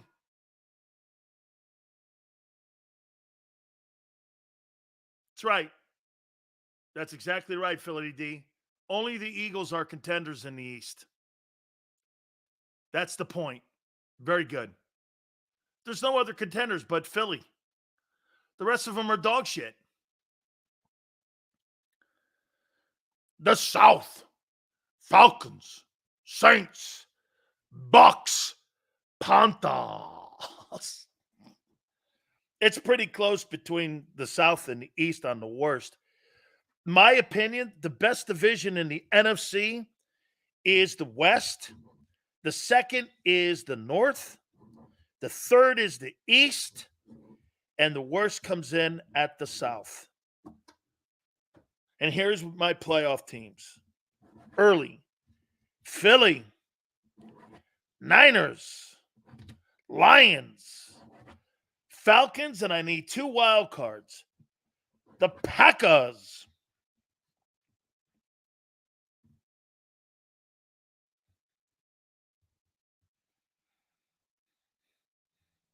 Rams. Philly, Niners, Lions, Falcons, division champs. Wild cards, Rams, Packers. Xander waxed that ass today, Dan. How you doing? Well, shit, he better come on here and say something. Hey, Wrench, that's the difference between you and me, honey. Or not you and me, but me and the other shows. Great. Come on and state your case. Put your footprints in the sand. Don't go on like you do at WIP. I think it's really wonderful. We should throw him a victory parade for coming on our show.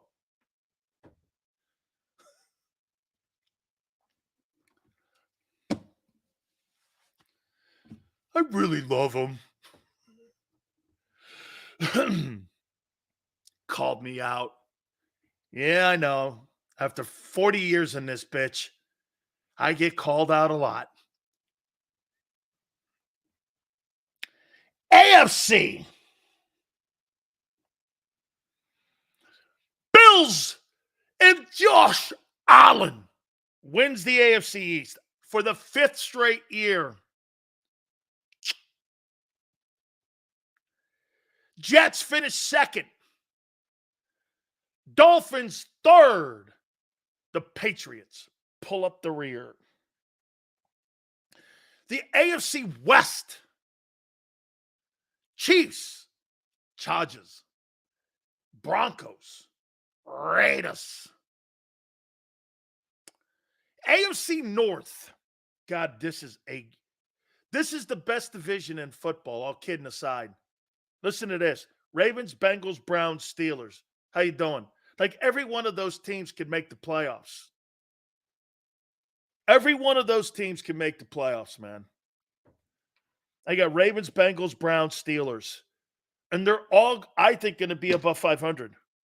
That's a great division. Wow. How about this one? AFC South. Texans, Jags, Colts, Titans. The AFC is just loaded, like you said there, Lorenzo. It's loaded. And a little old NFC least. Bills, Chiefs, Ravens, Texans. Now I need 2 wild cards. Bengals, Chargers, NFC least. So now, Prince, does that help you out a little more? Does that help you out a little more, make a little bit more sense? So seriously, do a remote on Friday or a Sunday pregame special here in Philly. Okay. You don't know football, Sileo. Football is not predictable as you think. Did you expect the Texans to make the playoffs last year?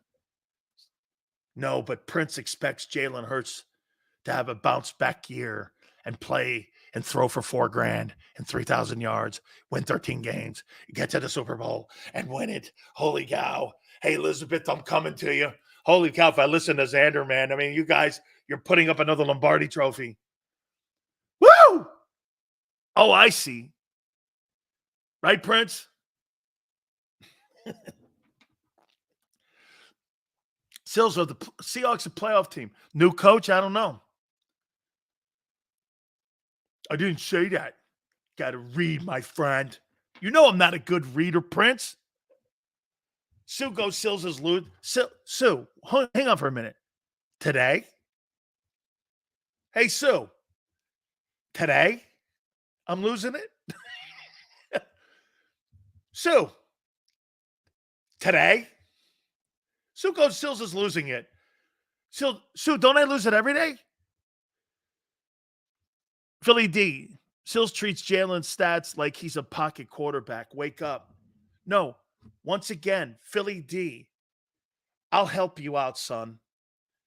Your Eagle organization treats him like a drop back quarterback, and he's not. Not me. I want him to go back to 22. No, I don't. The Eagles do. Philly D, you got me wrong. You go back to coaching Jalen Hurts the right way, you'll have something. You continue to coach him like you did in 23, you won't. That's my contention. Kyle says this. Seals, I'm going to be optimistic about the Eagles, but also live in reality. Kyle, May 16th, all kidding aside, you should be optimistic. Hey, like Xander did, the Cleveland game could be a tight game. You should give it to the Eagles. Nothing wrong with that.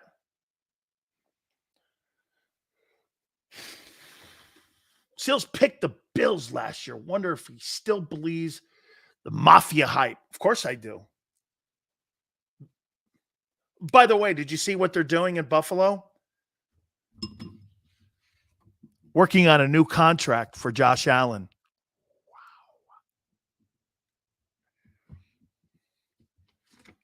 Wow. They ain't working on no new contract for Jalen Hurts. Josh getting a new contract. Going to pay him $65 million. Forte, over under 25 INTs from Allen. Over under. He wins his 5th straight AFC East championship. And he has a better, hey, dude, he wins more games than your boy.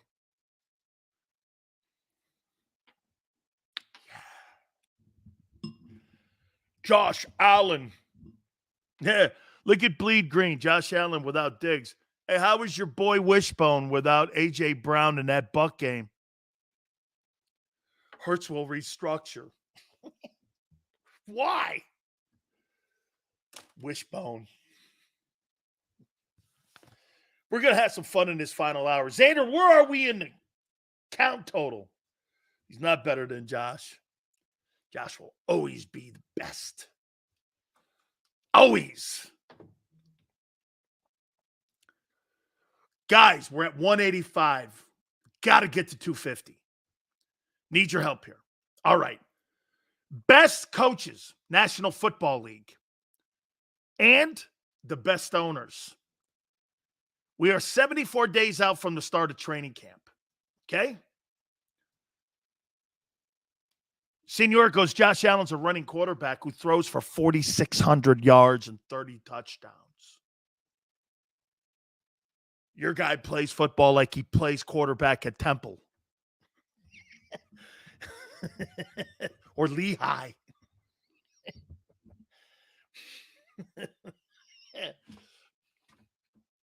Who's the starting quarterback for the Eagles? Yeah, he played at Lehigh, didn't he? Hey, he played at St. Joe's. Don't get, what is it? Josh Allen will never win anything. Can have all the stats. Hey, Mark. He absolutely plays in it. Here, let's do this. One last thing before we take a time out here. Hang on here. Where's that division page?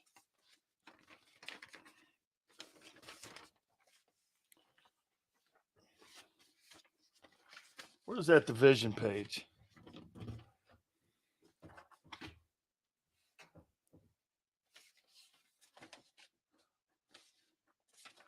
Here we go. So, in the NFC East, the quarterbacks are Hurts, Dak, a rookie, and Dimes Jones. In the AFC East, they're Josh Allen, Aaron Rodgers, Tagovailoa, and a rookie.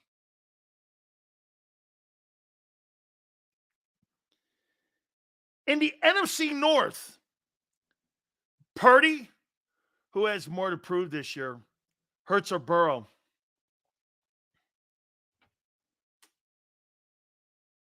Burrow's different. His is injury. Hurts is performance. No one ever says that when Joe Burrow's on the field, he sucks. They do with Hurts. In the AFC West, you have Mahomes, Herbert, rookie, and I don't know with the Raiders. NFC West is Purdy, Stafford, Kyler Murray, and Geno. They win that. NFC North, you got Goff, Love, Caleb Williams, and JJ. AFC North, you have, it's not even fair, Lamar Jackson, Joe Burrow, Deshaun Watson, and Russell Wilson. In the AFC South, you have CJ Stroud, Trevor Lawrence, Anthony Richardson, and that kid Will Levis for the Titans. In the NFC South, you have Kirk Cousins, Derek Carr, Baker Mayfield, and Bryce Young.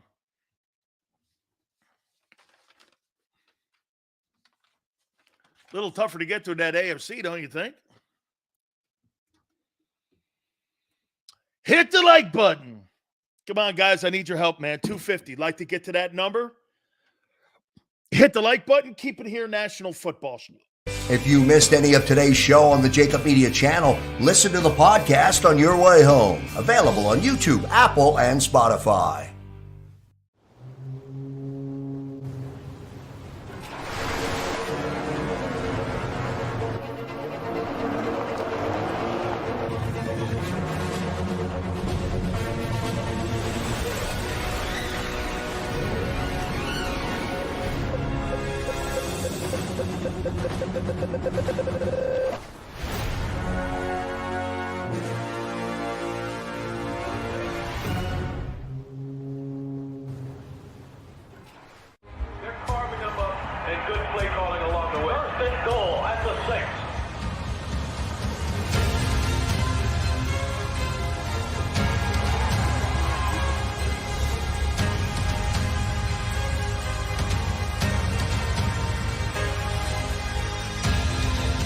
Field of life, First Trust Bank is there for you.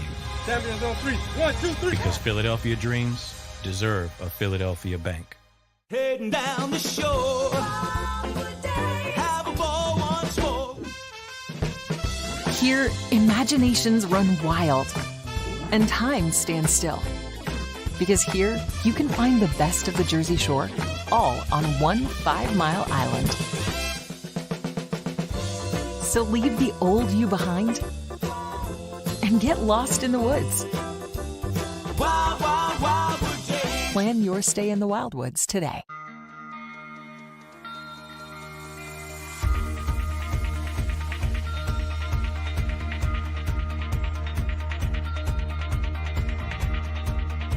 Hi, I'm Jim Muehlbronner, Managing Partner at Del Valle Insurance Group. Give us a call. We're a local, knowledgeable agency, not an 800 number. Go Birds!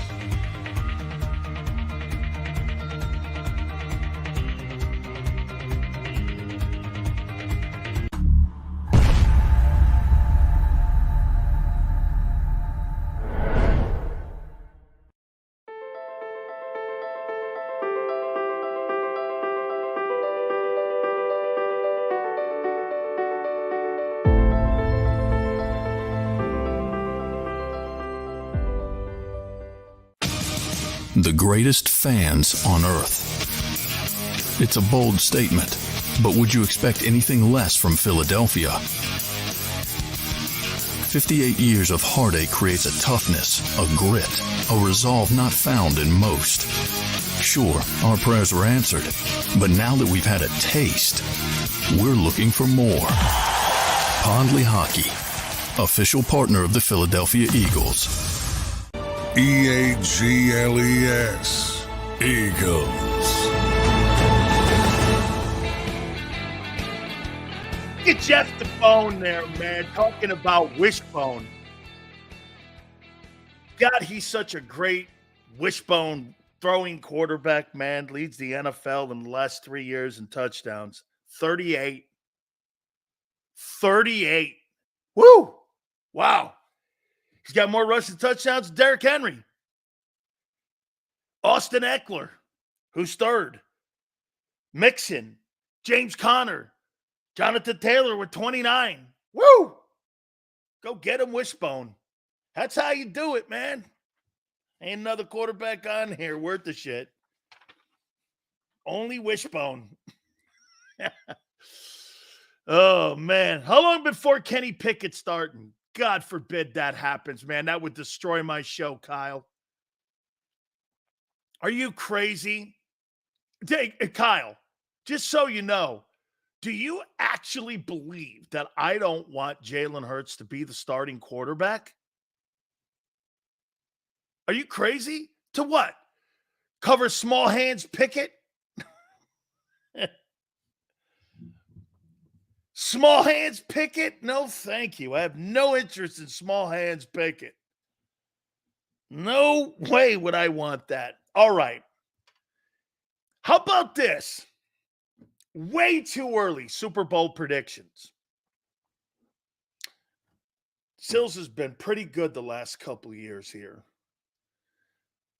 I had the Eagles going to the Super Bowl a couple seasons ago. Let's see here. Get it going here.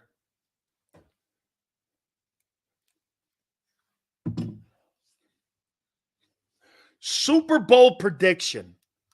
I got to take my Xander glasses off. Hang on. Hang on.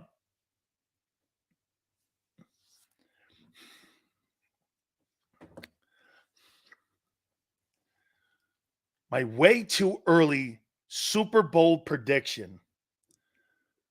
Eagles, Jets. Jeff, rushing touchdowns do not matter. When has it ever? Eagles in Baltimore. Never happened. Last year's prediction sucked. Yeah, Yeah, what did I have? I had the Bills. I had the Bills. And I may have the Cowboys. Bills and Cowboys, I think, last year. The year before, I had Eagles and Chiefs. No, Eagles and Bills. Yeah. Yeah. If it's on the scoreboard, it counts. Then how come no one's done it? Not one quarterback has ever led or had 10 touchdowns or more than 7 in a season that has won a Super Bowl. If it doesn't, why hasn't it happened? Oh, your boy's going to be the first. Okay, could be. No quarterback has ever won a Super Bowl with 7 or more rushing touchdowns. Ever!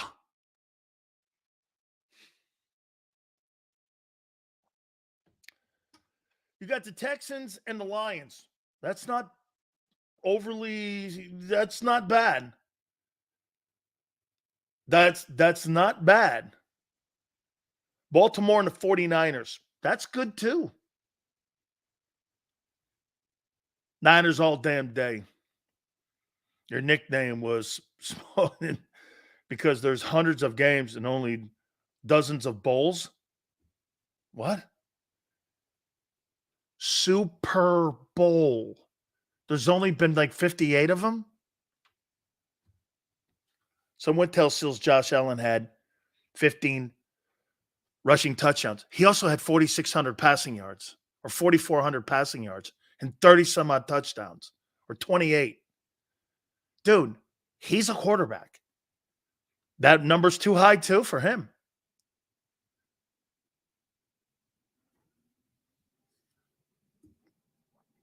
That number's too high for him too. I'm still lost. All right. My Super Bowl, it's going to be boring. It's going to be Kansas City and the 49ers again. It's going to be Kansas City and the 49ers. Yeah. That's who I got.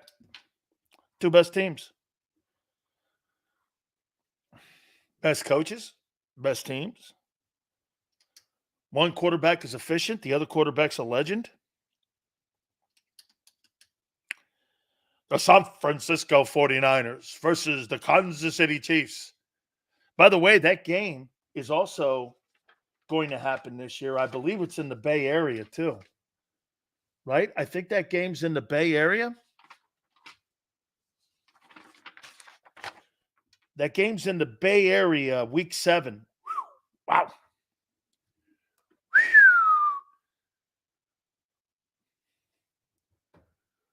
49ers will choke, Chiefs will repeat. That's a three-peat then. I don't know, man. Kansas City's got a tough-ass schedule. We know which two teams won't be there. Thanks, Sills. Well, I know one that won't. Got a quarterback who's a wishbone quarterback. Tommy Frazier. But Jalen can throw. Jalen's Tommy Frazier, but he can throw. Yeah. I think the 49ers blow their best chance. I think you're getting I don't think you're that far off with that. Dude, it's running out of time. It is totally running out of time. Mahomes dreams of beating Burrow. It's a good one. Yes, sir. Joey Bay has that guy's number. Dak puts up numbers but hasn't done shit. True. I'm not going to bet the Cowboys in anything. I think the Cowboys win 6 ball games this year. I don't see it, man. Eagles and Ravens. Yeah, and then you get hey, that'll be really great to watch. 2 wishbone quarterbacks.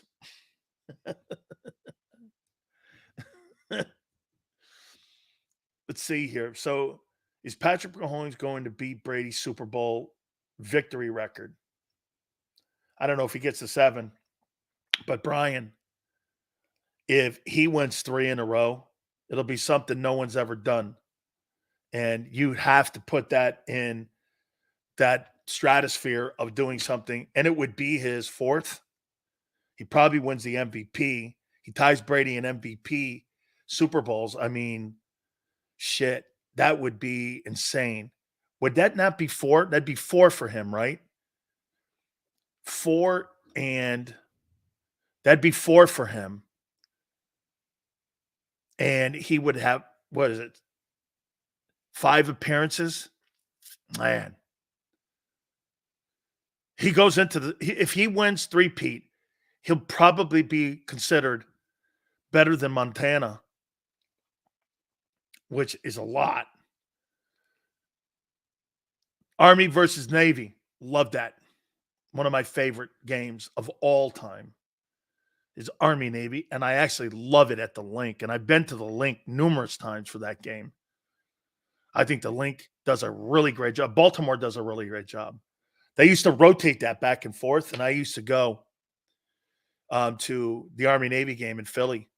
I used to stay. What is it? Is that, am I right, Xander, when I say that? It's a Marriott right across from the convention center. It's kind of like hooked up. It's either a Marriott or Sheridan. And I used to stay at that where the convention center, and I used to broadcast at the convention center right there in Philadelphia. And it was really a dope spot. And yeah, no, I mean, I stayed at the hotel there, and all I had to do was walk across the catwalk and go across to the convention center, and I'd broadcast my show. I did that for like 5 or 6 years in a row. It was really great. Really an absolutely fantastic time when Army Navy's in Philly. You saw Army Navy at JFK. Wow. Seals, if Mahomes wins the Super Bowl this year, Chiefs will have won 4 Super Bowls in 6 years. Last team to do that was the Steelers of the 70s. Man, and they didn't have, get this, the Steelers of the 70s didn't have a cap in free agency. That makes it even more impressive. In my opinion, Kyle, it'd be more impressive what Brett Veach and Andy Reid and Clark Hunt are doing in Kansas City than what the Steelers did, because there was no cap and free agency wasn't existent in the 70s when the Steelers did that. It would be absolutely insane. They went 3 in a row. They went 4 and 6. It'd be stupid, insane, great.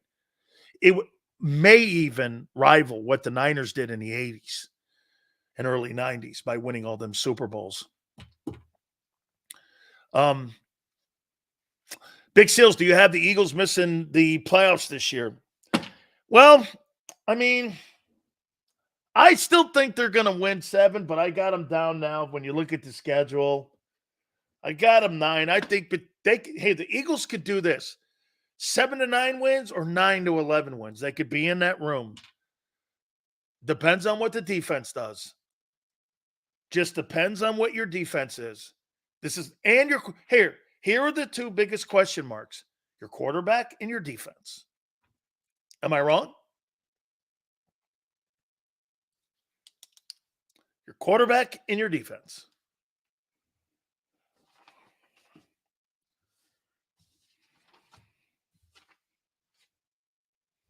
Right?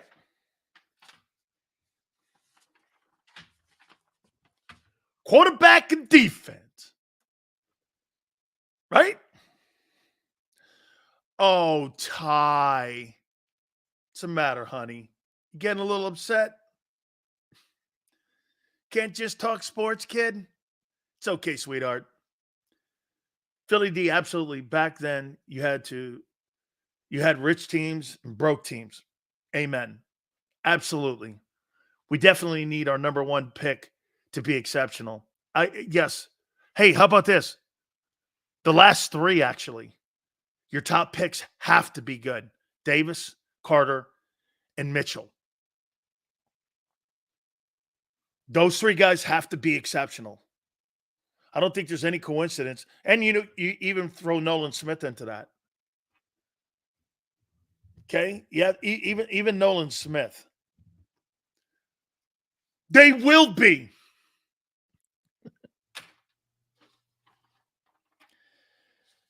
Xander, before we get to, I'm going to do the best head coaches in the NFL right now. Then we're going to do owner. 74 days out from the start of training camp. 202, guys. We're behind. I need at least 46, please.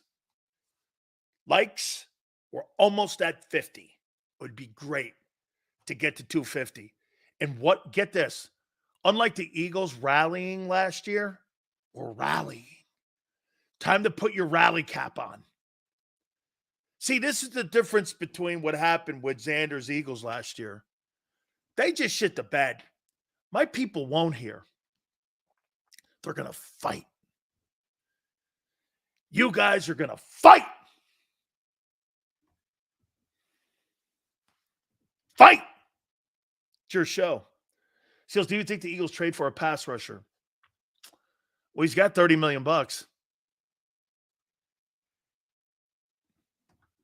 I'll take 100. I'm corrupt. So am I, Stevens. I'm easily bought too. Eagles shit the bed just like the Hurricanes. Oh, senor, low blow. You mean the Hurricanes are present, not mine. Is that right? Not my hey, don't hurt me. I got my legacy at UM set. We're good. I got to worry about what I did. Like your defensive line coach wore my number because of me. He wore 93 because of me. I don't. You're welcome. See, Xander, isn't that the antagonist right there? Hey, your D-line coach wore number 93 at UM because of me. Called me and said, Sills, I'm going to wear your number. I said, you're welcome. Go ahead. Someone goes, yeah, right. Yeah, well, you don't obviously know what being a Hurricane's all around, sonny boy.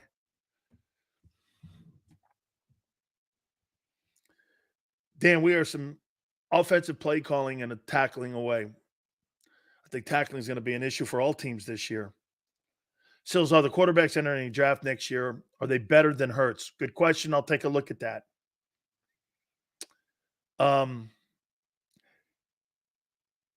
Michael Clay is the best coach. No way. The O-line coach is. Yeah, Clint Hurt, you're welcome. Big Sills got your back. It's okay. Isn't it funny that both your D-line coaches were teammates of mine or Excuse me. One was a teammate of mine, and one asked me to wear my number when he was at UM.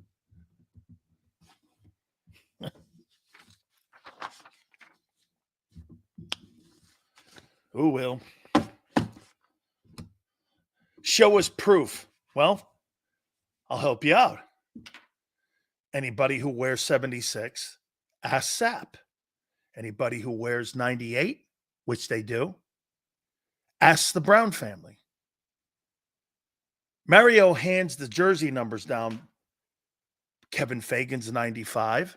Stubbs is 96. Ray Lewis is 52. They hand Ed Reed's number. Very seldom, and I don't believe they pass out 26 because of Sean Taylor. That's how the numbers work. The head coach passes the numbers down.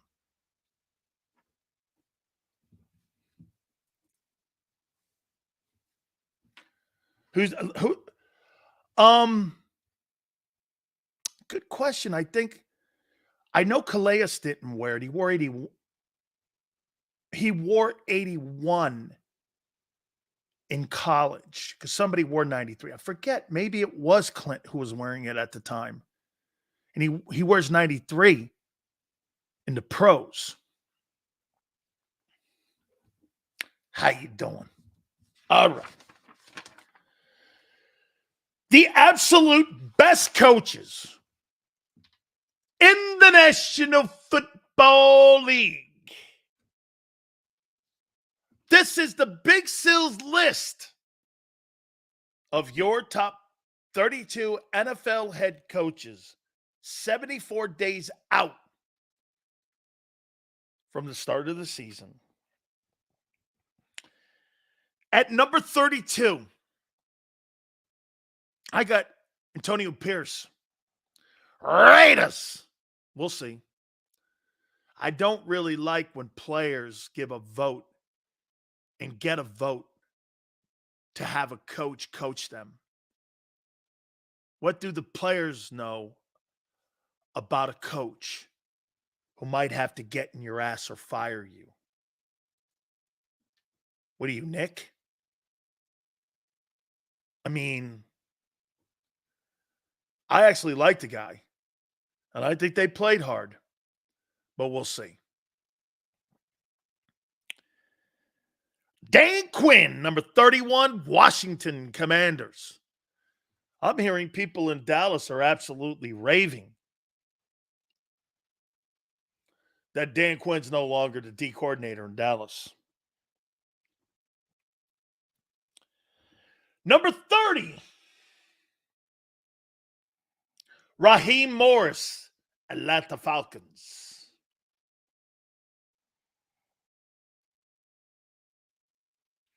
Number 29, these are the top 32 NFL head coaches. Jared Mayo, New England Patriots.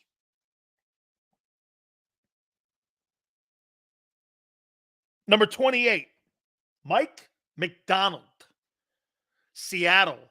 Who?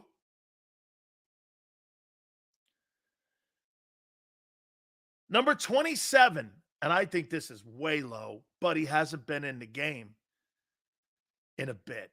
And the only reason I'm putting him here, because it's been a decade since he's been in the NFL, is Jim Harbaugh. I get it. He's 44, 19, and 1. I know. But he hasn't been in the league in 10 years. So it's the only, by the way, he could easily get into that top 10 by the end of the year. I know it's low, but he just hasn't been in the league in a decade. Okay. Number 26, Dave Canales, Carolina Panthers. David Tepper. Okay. Number 25, Brian Callahan. Who? Tennessee. Number 24, Dennis Allen, New Orleans Saints. Big Sill's top 32 NFL head coaches. Number 23, the legend, Jonathan Gannon, Arizona Cardinals. Number 22,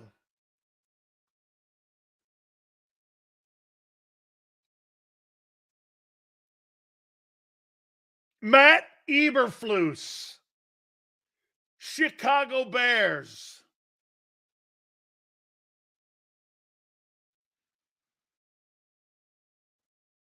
Number 21,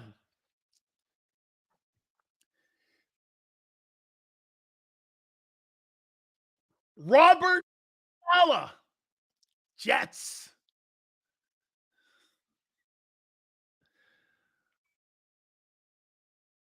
Number 20,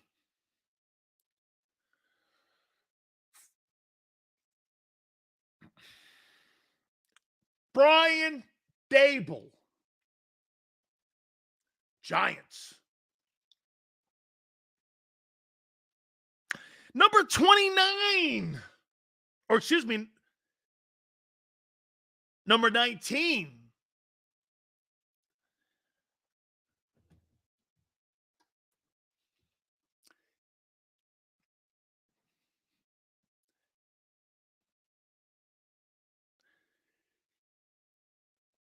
Sean McDermott, Buffalo.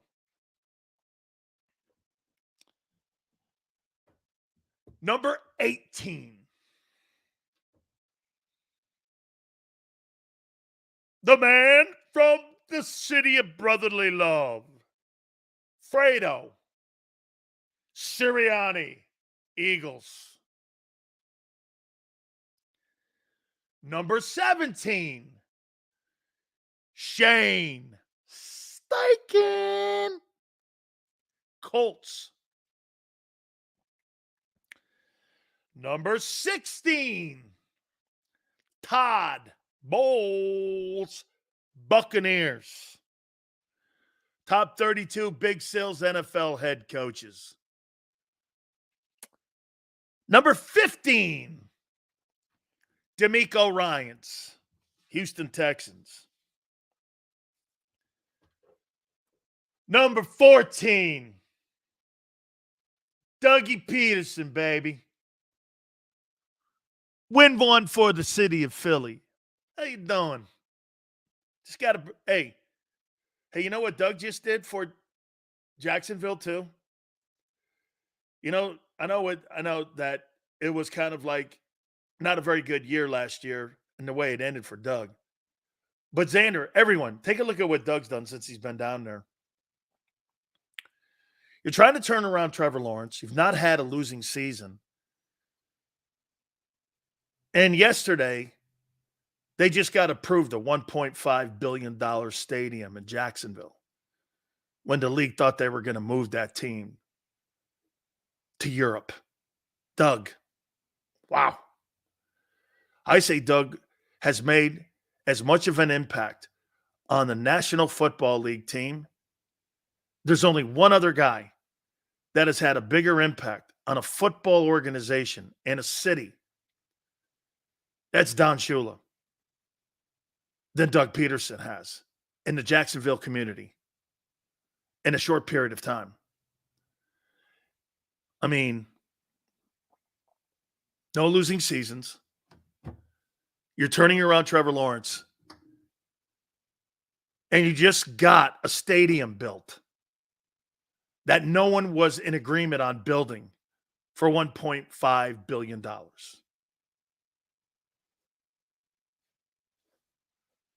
Nick does not have a losing season in Jacksonville.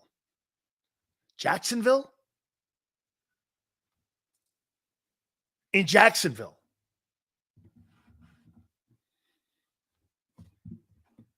Jacksonville. And they're in the AFC. Trevor Lawrence has been lesser than Jalen. Really? Funny? Jalen makes more.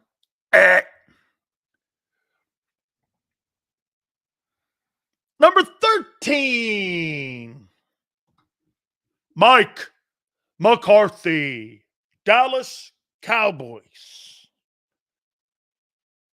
Number 12,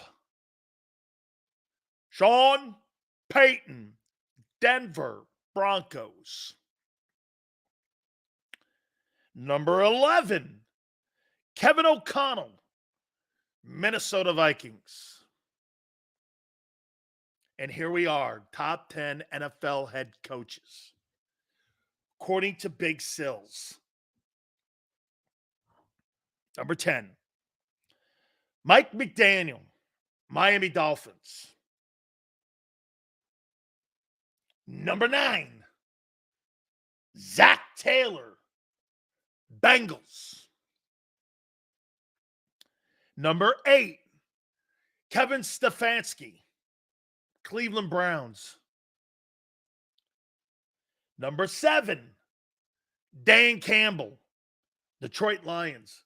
Who would have thought that Need or would have been a better coach than Fredo?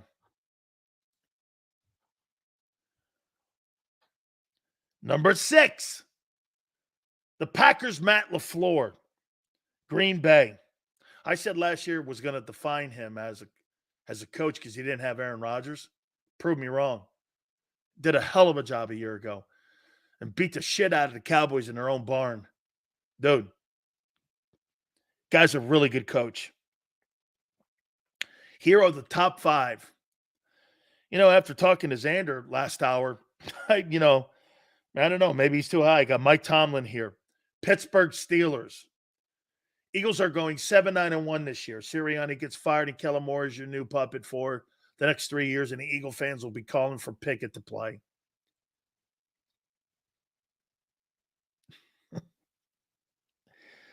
Number 4, Kyle Shanahan. And here are your top 3 head coaches in the NFL. Number 3, John Harbaugh, Baltimore Ravens.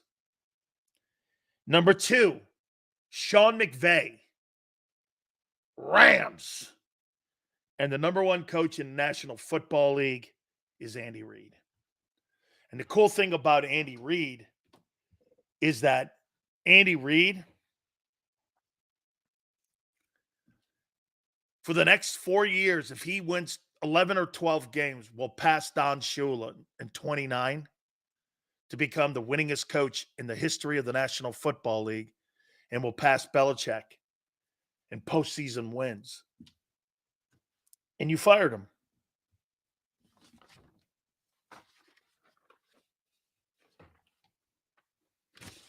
It's one thing for Lombardi to leave Green Bay and then go to Washington. It's another thing for Andy to leave Philly and go and win multiple Super Bowls and do better.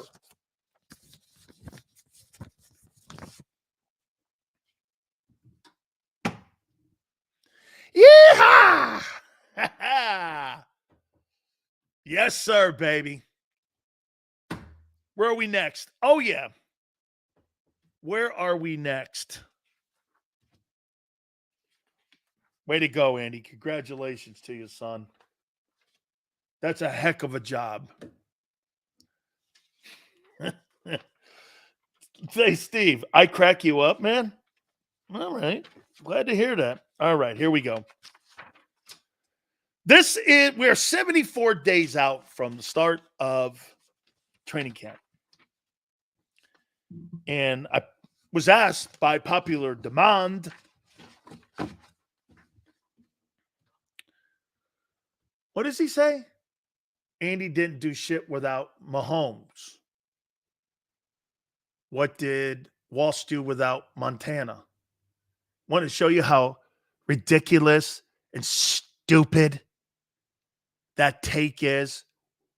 Watch this. Name me any coach. What did Lombardi do without Starr? What did Knoll do without Bradshaw? What did Belichick do without Brady.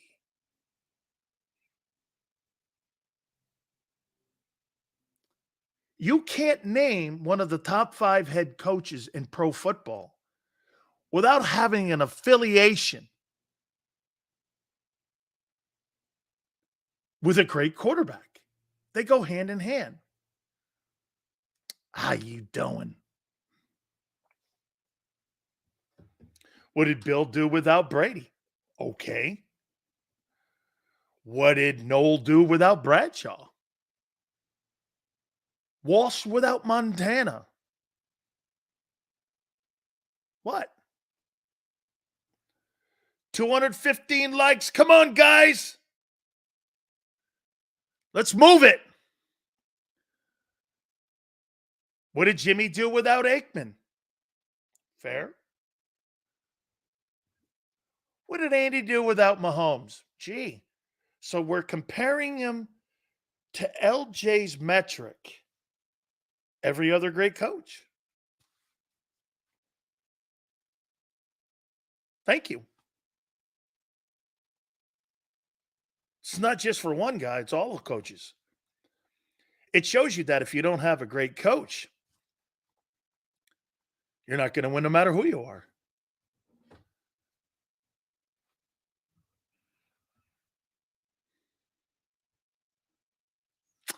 Andy Reid lost Super Bowls with Mahomes.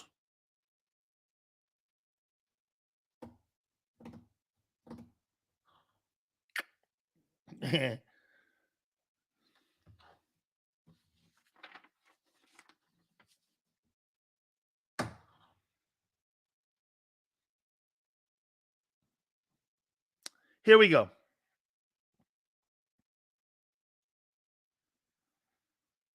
The top NFL owners in the league. Number 32, the Walter Penny Group. It's a Walmart group, I believe, in Denver. I think those guys are running a shit show. Between the Russell Wilson and the Sean Payton hiring and the ineptness at trying to find a quarterback outside of Peyton Manning. Look at what they've done with the quarterback position since Elway retired, really. Paxton Lynch, Trevor Siemian, all that stuff.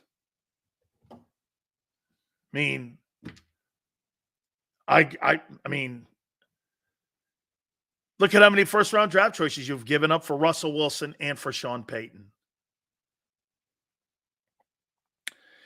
I put 31 here, Green Bay, because they don't really have an owner. It's more of a board of directors. Number 30, I got Mike Brown, the owner of the Bills, or the owner of the Browns. Dude, the only thing that I tell you about the Brown family is the only reason that they have owner and they own a team is because the National Football League back in the day with Art Bell and then with Pete Rozelle, they felt so bad on how Paul Brown was treated by Art Modell because Modell bought out Paul Brown and kicked him off his own team. They gave him the Bengals. I think it was 69 they gave it to him. Think about that. They even helped him raise the money to get the team. The Brown family has no right being in the league. The league felt bad because Modell ran that guy out of the building because he was running the Browns into the ground. And they've run it ever since that way as a family business, like it's a five and dime store. And they land on Joe Burrow. Get this. The NFL gave the Bengals to Paul Brown. Gave it to him. Number 29, Virginia Hallis. What a shame. Chicago Bears used to be one of the gold standards of the National Football League. They can't get anything right, especially the quarterback position, and they haven't gotten a quarterback right in 65 years. You know, they haven't had an all-pro quarterback since Sid Luckman. Number 28. I think he does a nice job. By the way, the one thing that Ziggy Wolf has done in Minnesota, he did something no other owner has done. You know what that is? You know the bonds that they had for that Minneapolis stadium? He is one of the only owners that has paid off his stadium before the notes came due. So the National Football League loves Ziggy Wolf. The community is no longer on the hook for that stadium. Okay? I mean, it's a testament to him and his ownership when it comes to business management. They paid for that thing well in advance. Okay, but as a football guy, here's the biggest problem that the Vikings have. You know, why do you guys think the Vikings are no longer an NFC contender and no longer an NFC power like they used to be when they were going to Super Bowls? I think I've said this to you guys. Guys, please hit the like button. We're trying to get to 250 here. Why do you think the Vikings are no longer one of the better teams in the NFC? You know, they're competitive. Why do you guys think that they're just not like what they were back in the day?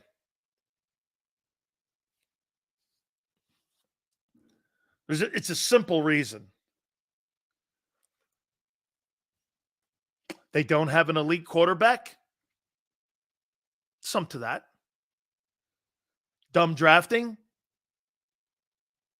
Okay. Too much competition. How about this? They put a lid on the stadium.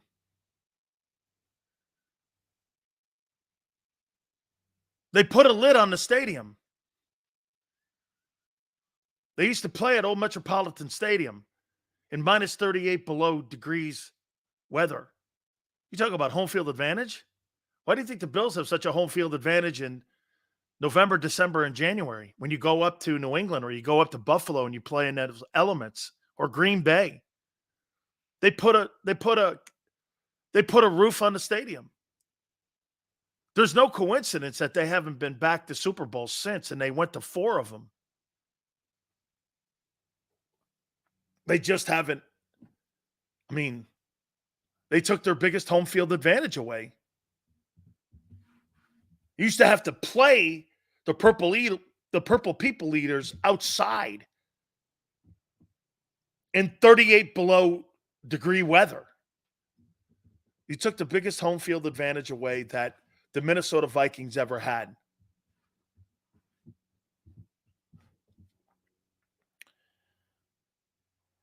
Number 27, I think this guy's atrocious. Michael Bidwell, fined. General manager's getting drunk. Bidwell's, get this, you want to hear this? The Hunts were going to buy the they were going to buy the Cardinals when they were in St. Louis. But Art Bell said no. And the league owners said no. Lamar Hunt wanted to buy the Cardinals. Instead, he went out and he built the AFL. Bidwells have been atrocious. Number 26. This is Bud Adams' wife or daughter, I think. Amy Adams, Tennessee. Why would you move that thing out of Houston? Why? Because you felt like you were second citizen to Dallas? Texas is a great sports state. It's a great sports state. Hey, get this. That's a great one. Why wouldn't we have a dome? We'd be freezing out in the link in the winter. Would you ever imagine putting a lid on Lincoln Financial? How would you guys feel about having a dome stadium in Philly?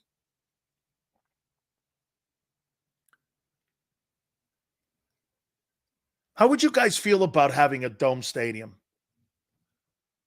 in Philadelphia? Yes? Man, I'd hate that.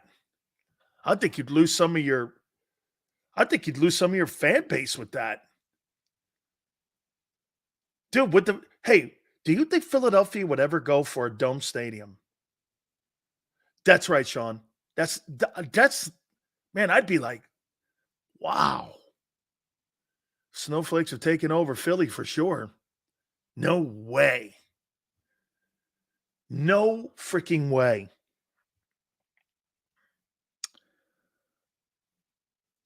Sheila Ford, Detroit. It's getting better. Mark Davis. Hey, built that stadium in Vegas. Number 24. Dean Spanos is atrocious as an owner. Number 23. Jim Irsay has been nothing but a train wreck. 22, Indy. I got Josh Harris here at 21. Don't ask me why. David Tepper, richest man in the NFL as an owner. What a shitty owner. Carolina. Jody Allen, Paul Allen's wife. 19, Seattle. Woody Johnson, Jets. 18. You guys are probably going to be shocked here. I've got Jerry Jones at 17. Great businessman. Horrible football man. Dallas. Number 16, Shade Khan, Jacksonville. Third richest owner in the league. Number 15, Stephen Ross, Miami. Number 14, Jimmy Haslam, Cleveland. Number 13, Kim and Terry Pagula, Buffalo Bills. Number 12, Gail Benson, New Orleans. Number 11, Jed York and Denise DeBartolo York, Niners. Number 10, here's your top 10 owners in the NFL. Janice McNair, Houston. Number 9, Arthur Blank, Atlanta. Number 8, Art Rooney II, Pittsburgh. Number 7, John Mara, Steve Tisch, Giants. Number 6, Jeffrey Lurie, Philadelphia Eagles. Number 5, Malcolm Glazier, Buccaneers. Number 4, Steve Biscotti, Ravens. Number 3, Robert Kraft, Patriots. Number 2, Stan Kroenke, Rams. And the number 1 owner in the National Football League is Lamar Hunt, Kansas City Chiefs. All right, Xander, where are we on the likes total? 225. Guys, oh, man. Xander's going to say I lost my fastball today. Oh, man. 25 away. Let's take a timeout. Keep it here, National Football Show. If you missed any of today's show on the JAKIB Media channel, listen to the podcast on your way home. Available on YouTube, Apple, and Spotify.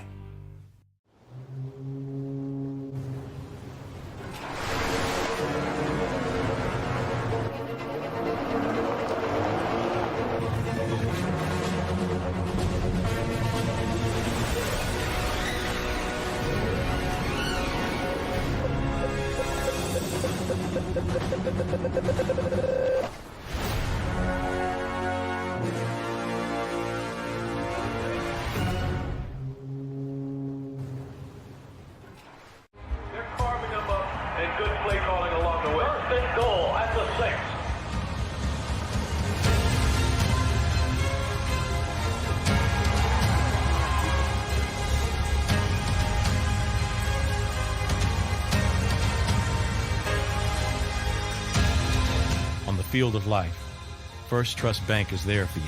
Champions on 3. 1, 2, 3. Because Philadelphia dreams deserve a Philadelphia bank. Heading down the shore. Have a ball once more. Here, imaginations run wild and time stands still. Because here, you can find the best of the Jersey Shore, all on one 5-mile island. So leave the old you behind and get lost in the woods. Wild, wild, wildwood days. Plan your stay in the Wildwoods today.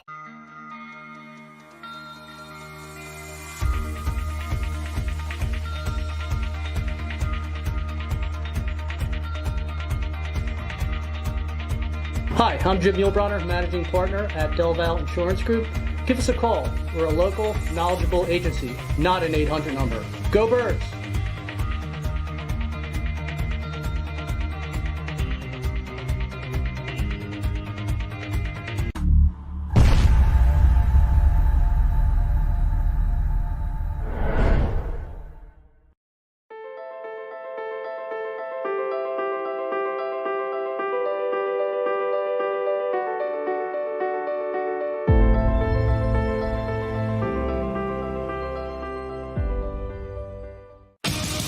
The greatest fans on earth. It's a bold statement, but would you expect anything less from Philadelphia?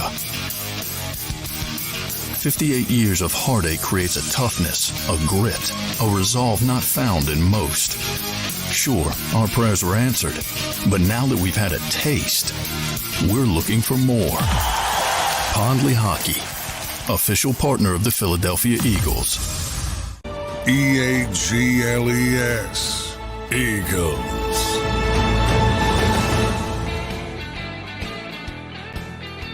Big Sales National Football Show. Appreciate everybody coming aboard here.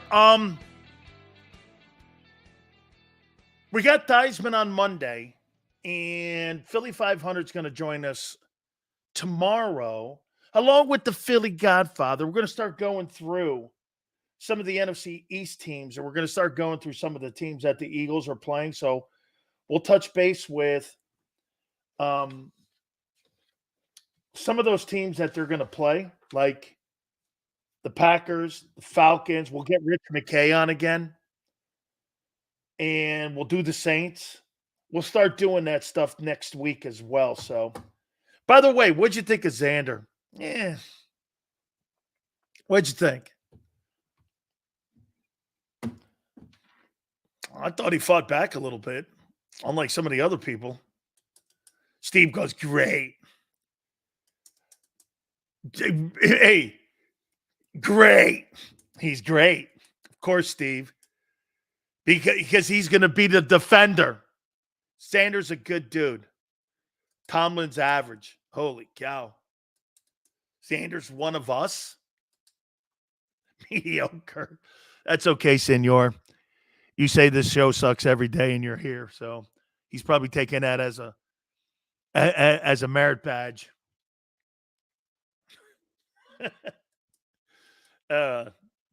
Unlike you, Sills. Come on, Steve. Pucker up, baby. I know you love Big Sills. Xander's phenomenal. You're mediocre, Sills. Dome Stadium in Philly never happening. I agree with you. Sills and McMullen. Dad, I don't want to bring any more heat on John. Poor John when he hey, know this, Rolando. When John McMullen walks into the NovaCare Center, certain people over there have their bullwhip out. Xander showed up, man. We're going to do that again for sure, man. May have to do that multiple times. You guys were great as always. Please hit the like button on the way out. You make sure you guys have a spectacular day. We can't do this stuff without you. Hey, remember, it's sports talk. At the end of the day here, we have a lot of fun. We thank you very much. God bless you guys.